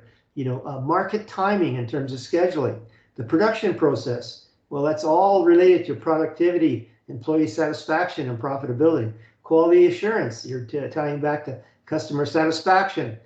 Facility layout, efficiency and effectiveness. Buying materials, supply chain costs. Employee motivation, productivity fulfillment. So you can see that these functions of operation management all need to come back to, what management principles are you going to put in place to be able to create the behaviors that you want to be able to achieve the goals of the organization and get to the outcomes that were desired. All right, so I just wanted to kind of relate that to you, because we're kind of getting into that.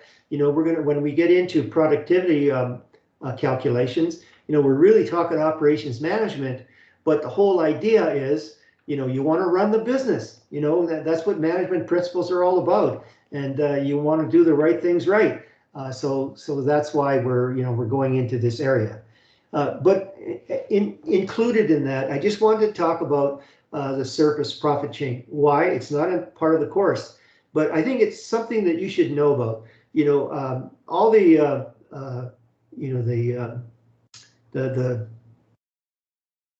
key players in the stock exchange, understand a service profit chain. And what it does is it establishes the relationship between profitability, customer loyalty, employee satisfaction, and employee loyalty and productivity. That's what this service profit chain is all about, and how it reinforces itself. And so the fact is that customer satisfaction, it doesn't start with the customer. It starts with good staffing, the treatment, the good treatment of your own employees.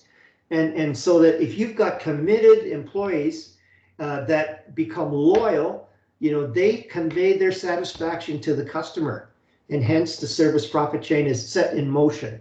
So let's look at that. So what it is that, and let's get back to total quality management. You set standards in internal service quality. And I'm going to talk to you about having an internal customer and an internal supplier. So what it is then is that you manage these employees so that they're satisfied. You look at, are they well treated? Is it safe? Is their wealth and health care done? Are they paid properly? Do they have the right type of development? Do they have the opportunities to fulfill themselves and further develop? And what you get out of that is employee loyalty. But employee loyalty, translates or transforms into productivity, which wows the customer. It impacts external service quality. And again, this is another total quality management element where you set the standards in terms of best practices and standard methods. And so motivated employees, loyal employees, engaged, will really improve this. So what happens is you start improving customer satisfaction. But customer satisfaction can be emulated, all right? It's when it's so great that customers start feeling loyal, and customer loyalty you can bring to the bank. Customer loyalty sustains, customer lifetime value. So, it's the old story that you'll have a customer come in and spend $20, but if you treat them right, they might come back the next day and the next day and the next day, and over a 10-year period, they've spent $30,000 in your location. That's what customer lifetime value is. So if you've got loyal customers, not only do they come back and you benefit from customer lifetime value, you also benefit from their advocacy. They become promoters of your business. They become champions and bring more people to your organization. So what happens is that you have more customers coming in and your business grows. And the whole part of the service profit chain is you take a bit of that growth reward, and again, you reinvest it into your employees. So you're continually reinvesting in your employees. You're continually building employee productivity, which translates in building the business, and that's what this this profit chain translates into. And all the Fortune 500 companies, they understand this, and I think if you kind of are aware of that and then start thinking about management principles to support that service profit chain, then we've got we've got a really good success formula here for you going forward. Okay, and then understand that in the economy, there's goods provided and there's services provided. So goods are, they're tangible, right? They're, can openers, brake parts, whatever. They can produce independently, be produced independently from the customer. So a brake shoe is probably built, somewhere, inside of a city somewhere, and then gets, channeled all the way through a warehouse into, Canadian Tire, and then sold there. All right. But services, they're more intangible. Having said that, though, the internet and virtual reality has really brought, a new a layer of capability to show how services could be tangible. For example, in past years, before even websites were common, a landscaper would say, "Oh, you want me to do your backyard, with rock and a pool and everything else? Trust me." All right. And then that the customer doesn't know really what they're getting. But in today's world, you could go to a virtual reality website and say, "Okay, you design it for me. Show me what you want, and that's what I'll produce for you." Or here's our inventory of pictures of different works that we've done. Where would you like us to go? Right. So services are different than just hard goods where the customer knows exactly what they're getting. and so the thing is, with services, production and consumption happen at the same time. So you need a more intimate customer-supplier relationship, to be able to do that. And ownership of the service is not transferred to the customer. It's the end outcome that is. And time is more important, and delays are more challenging. So you got to understand, that where that comes into play, and that will depend on, where you want to spend your career. Okay, but here's a little bit about the Canadian economy. Over the last, a few years, you can see that that services were a small part of the economy, and today they're the largest part of the economy. So Canada really is a service economy, and there's good and bad about that. One is that there's more and more global services that can be provided, and a lot more opportunity for Canada to do services abroad, and they do. They do a lot of mining services and a lot of oil and gas and IT and telecommunications and those kind of things. Having said that, if you don't have a large enough manufacturing base, a lot of innovation comes from new manufacturing evolution of products and services and capability and technology, which spawns more service industries. So you still need a critical mass of manufacturing. But the reality of the Canadian economy right now, if you want to find a really good job, chances are it'll be in the service industry, either finance or telecommunication or consulting or those kind of things. Okay, so getting you ready to do participation activities 5A and 5B, and what you need to understand mainly in topic 5 is productivity, and you need to understand how to depict a process, and depicting the process will help you put the organization together. Form follows function, right? So you understand the function, then you can build the organization to do what you need to do. And understand that, excuse me, we're going to talk about transformations. And this gets to your cupcake assignment. You're going to have to tell me what type of transformation and what kind of value that you bring through that transformation. So I'll give you the answer right now, that there's several different types of transformation, but you're taking ingredients and you're creating a cupcake. So that's a manufacturing, that's a physical transformation. All right. But then you're actually selling that at a fair somewhere or a farmer's market. And so there's an exchange transformation. So there's two of them there. Okay. And when you look at the value of the transformation, you look at the dollar value of the inputs that you put in to create that product. And then you compare that against the value of the end product that you're going to sell. So if you had $3 of ingredients, you produce $6 worth of cupcakes, you've created a value of $3. Okay, so that's the way it looks at, but it works. But here's the different kinds. There's physical transformations, there's locational transformation where you transport, you move something. There's the exchange that I talked about. available to where the customer is. They give you money, you give them a product or service. There's physiological, so that's healthcare. So you're changing their health outcome. Psychological, well, that could be entertainment. That could be again some sort of support. And then informative in terms of communication, knowledge. So education, or those kind of things. So those are the different types of transformation, and you should be aware of that. And really, how does it start? You have inputs, you have the transformation, the conversion process, and then you have the outputs. And then through that, you have operations, and that's what sort of accentuates or actualizes the transformation, and then you have control, right? So value added is the difference between the price of a product or service and the cost of producing it. The price is determined by what customers are willing to pay. The value is added or created in different ways. So you've got to pick out the different types of transformation. And manufacturing and service organizations transfer inputs into outputs at value for the customer.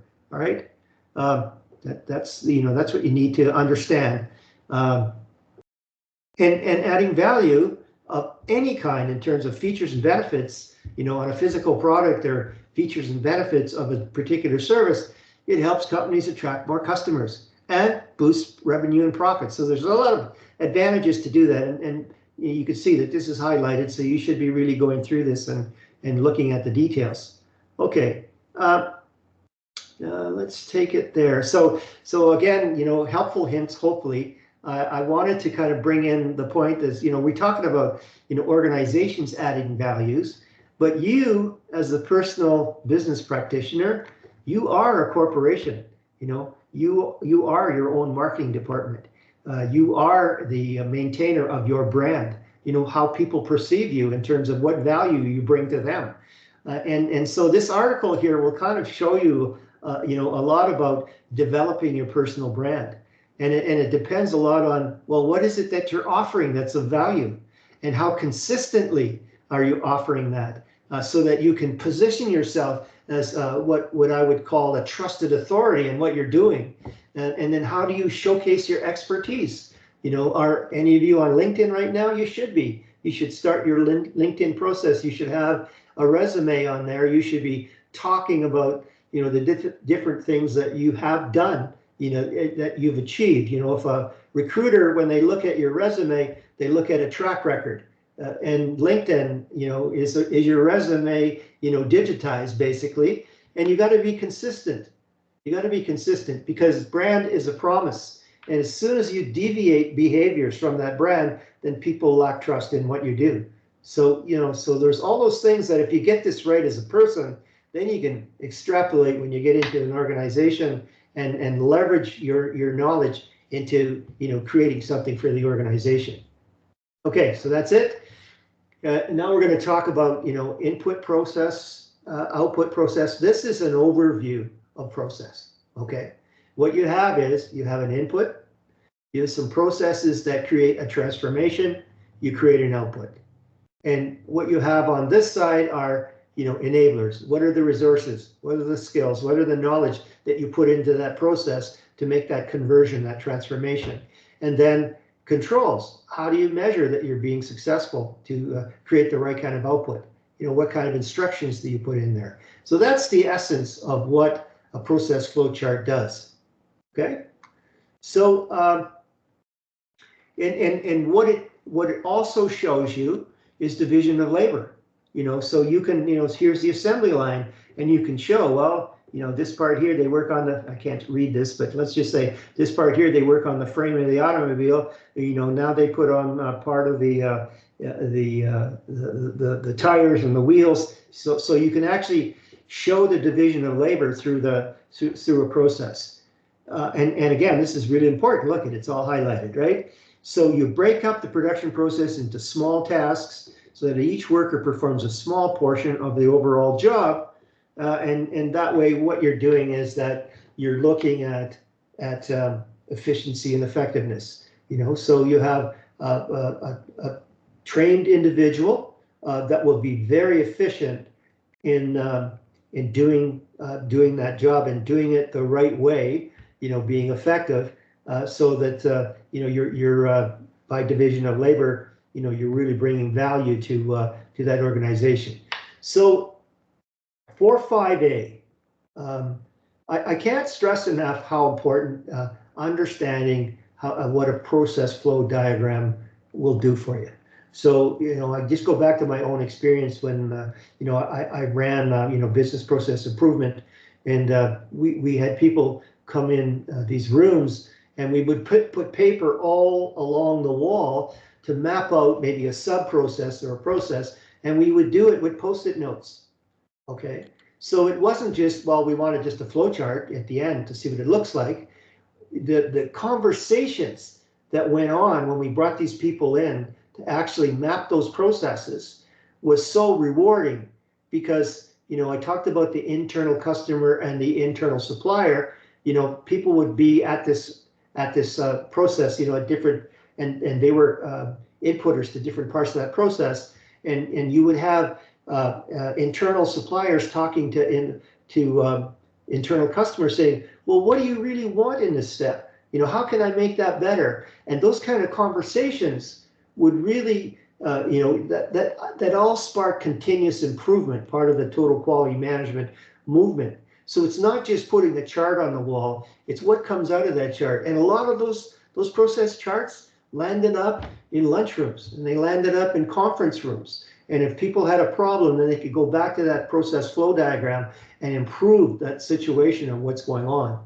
So that's why when you do 5A, I want you to use every different type of icon in this process flow diagram. And what you're going to do this for is for building a gingerbread house, okay? But keep your information. And again, please don't do it hand-drawn. Do it with some kind of software. Keep your files, because you're going to need to do a process flow diagram for the cupcake assignment. Again, so this activity is a building block using a gingerbread house to be able to do a process flow chart, inside the cupcake assignment. So you're going to, you're getting benefits out of this all. And the fact that you get to use every one of these types of boxes will make you kind of understand, well, where do you put a decision box? Or, where do you finally, put a stop to the process? Where do you maybe do something, what I call concurrently, something's going on, while both ways. So those are the kind of things that you're going to learn from. Where do you, how do you get raw materials into the system? Those kind of things. Excuse me, I'm just going to get a drink here. Okay, so you're gonna look at, okay, what kind of transformation is this? How are you adding value? Then you're going to map that process. And so here, and I've given you all the information here. All right. This is a very simple gingerbread house. It's just for process flow purposes. Okay. So what it is, it's I call it a price conscious customer. Only wants to pay $3. They don't get very much for $3 in today's world. So it'll consist of 3 gram wafer crackers and 1 jujube, and it'll only take 1 worker to do this, in so many minutes. So you've got that information. Okay, so you look at all those activities that you need to go into. You identify the type of transformation, like in slide 6 of 70 in the topic 5 slide deck. You identify the, so that's the slide deck inside of, the topic inside of Blackboard. Identify the value add in the transformation, and that, okay, this is a production, transformation, and this is all, an exchange transformation, because you're going to sell it. And create your gingerbread company process flow chart. All right, so that's how you're going to do it. Okay. All right, and okay, and then now we're going to learn about productivity, and there's the main components of productivity is labor productivity, and the other one is material productivity. So essentially labor productivity is what do you get from your labor, And then what do you get, from the materials that you put in the input? And then you bring that together, and that's total productivity. Now, there's other components, there's energy and everything else, but we're trying to keep it simple. So again, I've given you information here, right on here. So you decided to charge $3 for it, and you're only going to need 3 gram wafers at 10 cents each. So we're talking 30 cents, and then 1 jujube at 1 cent. So now we're talking 31 cents, and it only take 1 worker to build a gingerbread house, 2 minutes of labor rate at 33 cents a minute. And what you need to understand when you do these productivities, it's all about keeping the units consistent, all right? So here you want units of output per labor minute. And then so you're talking about, okay, so that could be, like 1 gingerbread house for, or no, sorry, I'll show you an example. And then value of output per value of labor. Now you're talking money when you talk about, so again, these units have to be, these units here are nominal, and these here are dollar values. And then you do the material productivity. And I strongly recommend that you go to the productivity video in topic 5 done by Professor Powers. That's the link, and you can't get it off this slide, but when you go into the topic and you click on there, you'll be able to get to that link. And then again, you create the process flow chart. I just wanted to let you know that, when you have parallel activities like that, there's simultaneous steps, and they're called concurrent simultaneous steps. All right, so just so you know that. So here's all the information that you need to do that. And then what I've done is I've actually done some calculations with different numbers to show you what, how to make sure that your units are consistent. So when, I talked about nominal units. So in this calculation, for 1 minute of labor, you would get 1/3 of a gingerbread house built. Okay. Let me see. Where's this here? Okay, and then for material productivity, so you take a look at the dollar value of the input and the dollar value of the output. So you sold them for $6, you had to spend $1.50.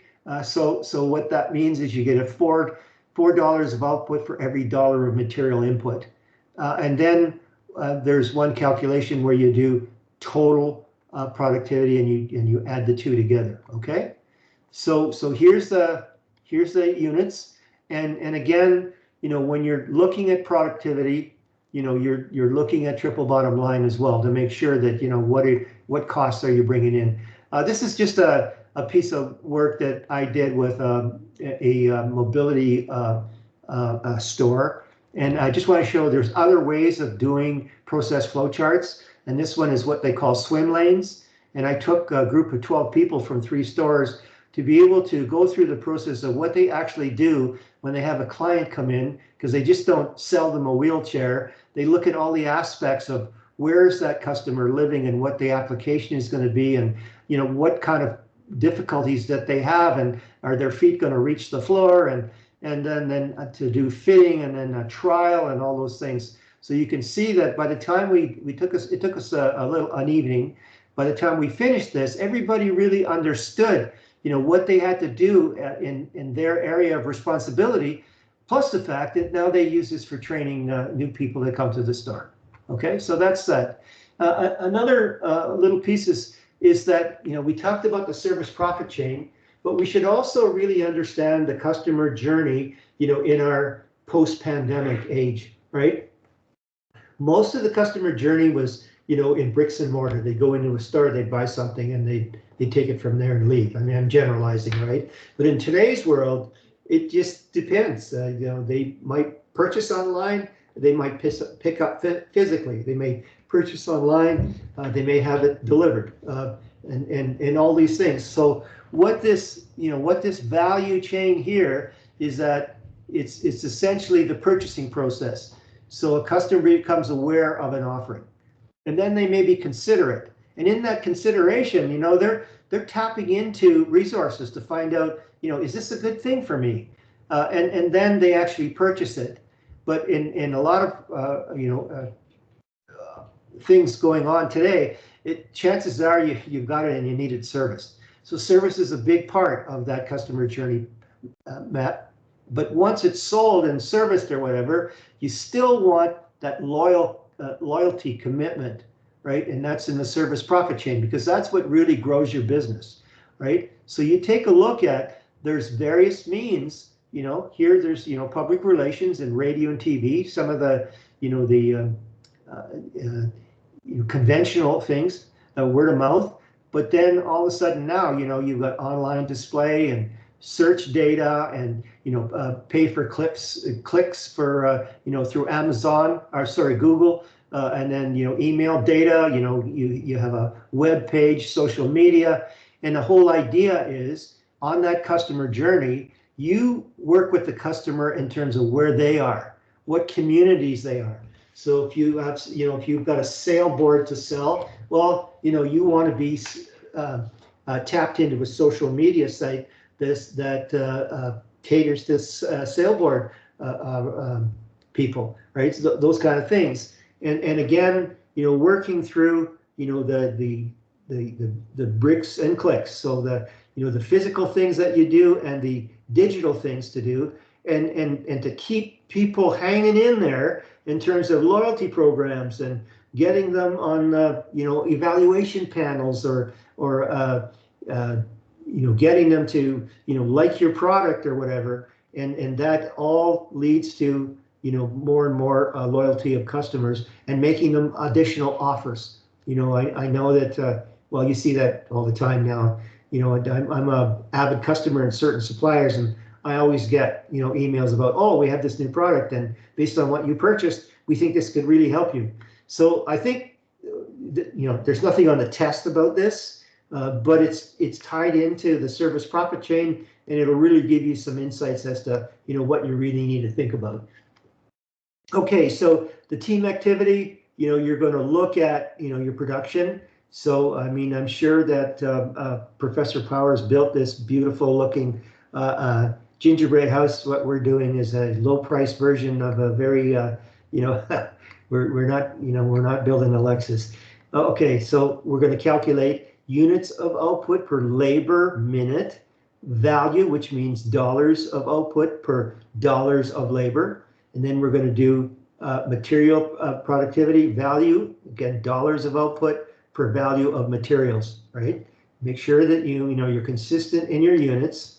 Here's an example, of what that is. And the thing is, there's different types of productivity. So on a small scale, there's total productivity where we can add up, the material and the labor productivity together to get, some version of a total productivity. There's multi-factor productivity, and then there's partial productivity. So the multi-factor is everything that goes into there, including energy and everything else. And partial productivity is, well, here's one, partial productivity. We could take a look at, what the government spends on community college education throughout Canada, and then and look at that expenditure versus the component in the gross domestic product. It's just a partial productivity, but if the community colleges are doing their job, well, they're really adding to the productivity of increasing the GDP to a certain extent. And so what's their partial, contribution? So that's what that's all about. So again, you can see this is all highlighted. So you're going to get a lot of questions, in the assignments and in the tests about what is this, for common inputs, labor, hours or dollars, capital dollars, natural resources, and outputs, sales, number of goods, those kind of things.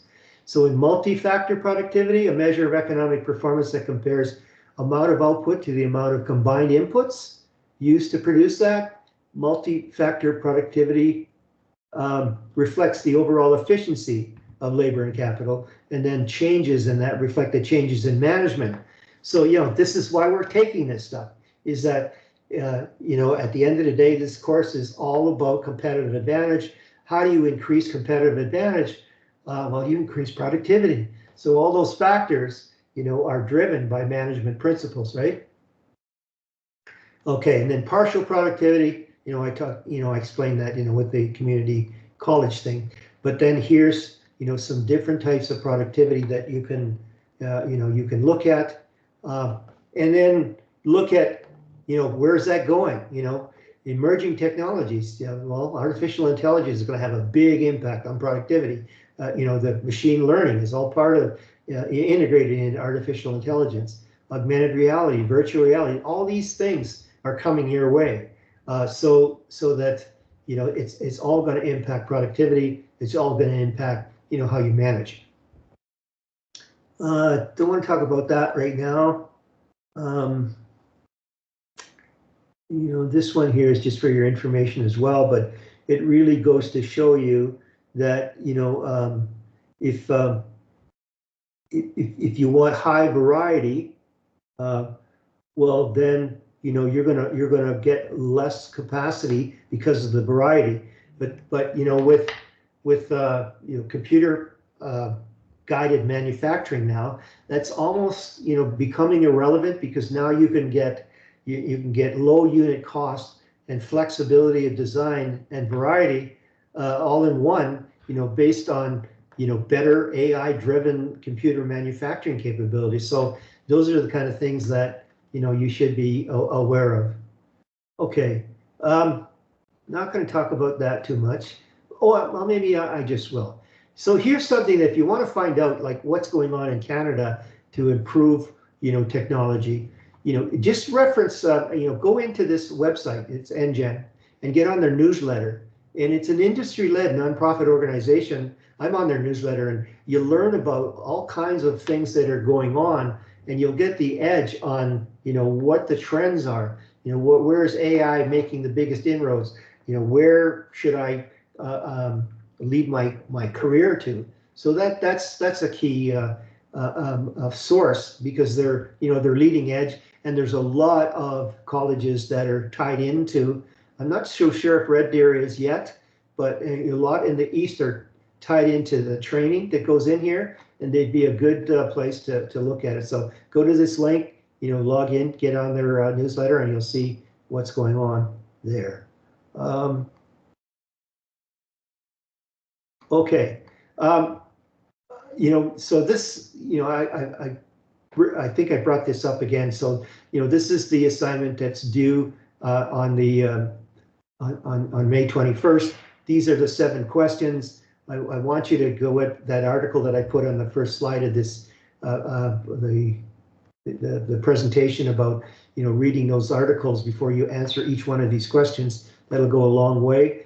You should know a little bit about Kurt Lewin, and what he was all about, because he talks about these 3 styles of management, and you should understand what they are. What's an autocratic style? Well, that's a single decision maker, very directive, very efficiency, productivity driven. Where democratic takes a team approach, taps into the creativity of employees, engages, their opinion. But what happens is when it's democratic, you have certain people that will just, go for the ride. They're free riders or social loafing. And then the laissez-faire, this is where, you're leading a team of experts to do something. And essentially they know more than you do. So you give them, the target, and you give them the tools, and you delegate to them. And by doing that, you're not really hands-on. Laissez-faire means let them do, what they want to do, kind of thing. And you might lose productivity through some disengaged employees, but it does have its benefits, especially when you've got highly motivated, highly trained people who know what they want to do. Just don't get in their way, give them the tools, tell them what you want, and they will do the best job they possibly can. And I think that's the best application for that. But in that classical view of management, you have to look at divisions of labor, hierarchical structure, what kind of leadership. So that's why the structural topic became very important. Understand, what Frederick Winslow Taylor was all about. And again, he was on the front end, just through the Industrial Revolution, so that, that it brought in the scientific approach. you know, and we're really focusing on efficiency and effectiveness. And yeah, and then, you know, looking, you know, knowing what the scientific method was all about, knowing what his principles were, but the challenges. So you're getting, you know, okay, so you're getting the benefits and then you're getting the challenges, because the whole reason why, again, while we're going through all this is because you're going to be at the cusp of a new quantum leap in management theories with AI. And I know I sound like I'm repeating myself all the time, but this is inevitable. And you really won't be able to have to be innovative enough.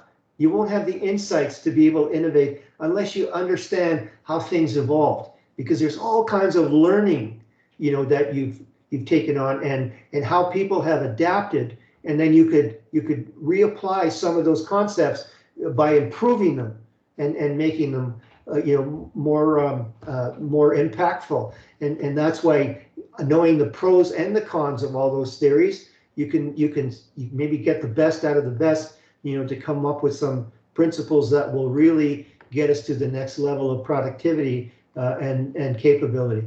Henry Gantt, you know, engineers use Gantt charts, you know, product managers, project managers, like you wouldn't believe. He's a pretty famous guy. There's the Gantt chart itself. So, you know, learn a little bit about Gantt. Eric Trist, you know, okay, I told you about the special arrows. So Eric Trist, you know, mechanization leads to employee fragmentation and increased scalar change. So investigate what that's all about. You know what scientific management is versus behavioral management. You know, and that's in that presentation. You know, and on that announcement that I sent out. You know, the evolution of management. You know, it shows you the evolution, but it doesn't have all the players that are in this content. And these are some of the players. You know, some of them are not mentioned in that one, but it's to bring that whole picture together. Okay, and that's it for topic 5. So again, you know, I'll send you a notice about the test. It'll likely be out tomorrow. Want you to, you know, really use these commentaries. You know, I go back to, let me see if I still have it up here. You know, I go back to this drawing. Okay. You know, it's the commentary that has the highlighting, the bolding, the special yellow arrows, the special keys to really get you to focus on where you need to do your studying. And the first place that you go to are inside the Blackboard topics. They all have slide decks, you know, 70 to about 130 slides. So you'll find more information on where I pointed you at. And then if you need additional information, you go into the specific video presentations that Professor Powers have prepared. And then through the course outline, on the last page of the outline, it shows you each topic in which course readings to read out of the e-text that's associated with the Pearson Revel piece. Okay, and then here's that announcement that I talked about. You know, if you go through this presentation, it really shows you, you know, the evolution and how a lot of these fit. So you'll kind of get a better picture of you know, where things came from. You know, from, you know, the agrarian lifestyle to the industrial revolution to, you know, looking at you know, taking the human equation into things down into contingency, and then you know, systems theory and everything else. So it ties it all together. Okay. So any questions at all? Yeah, I just got it. We're all good. Okay. Can I see maybe a couple of thumbs up? We're okay. Okay, good. Okay, so I'll let you go. You know, just keep your routine, study. You know, study on a routine basis. Don't try to just cram it all in. Take a look at those test questions, and again, make sure that your lockdown browser and your webcam is working. And we'll talk to you on next Tuesday.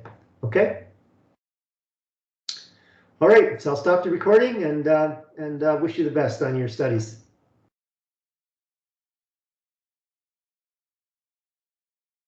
Thank you. You're welcome.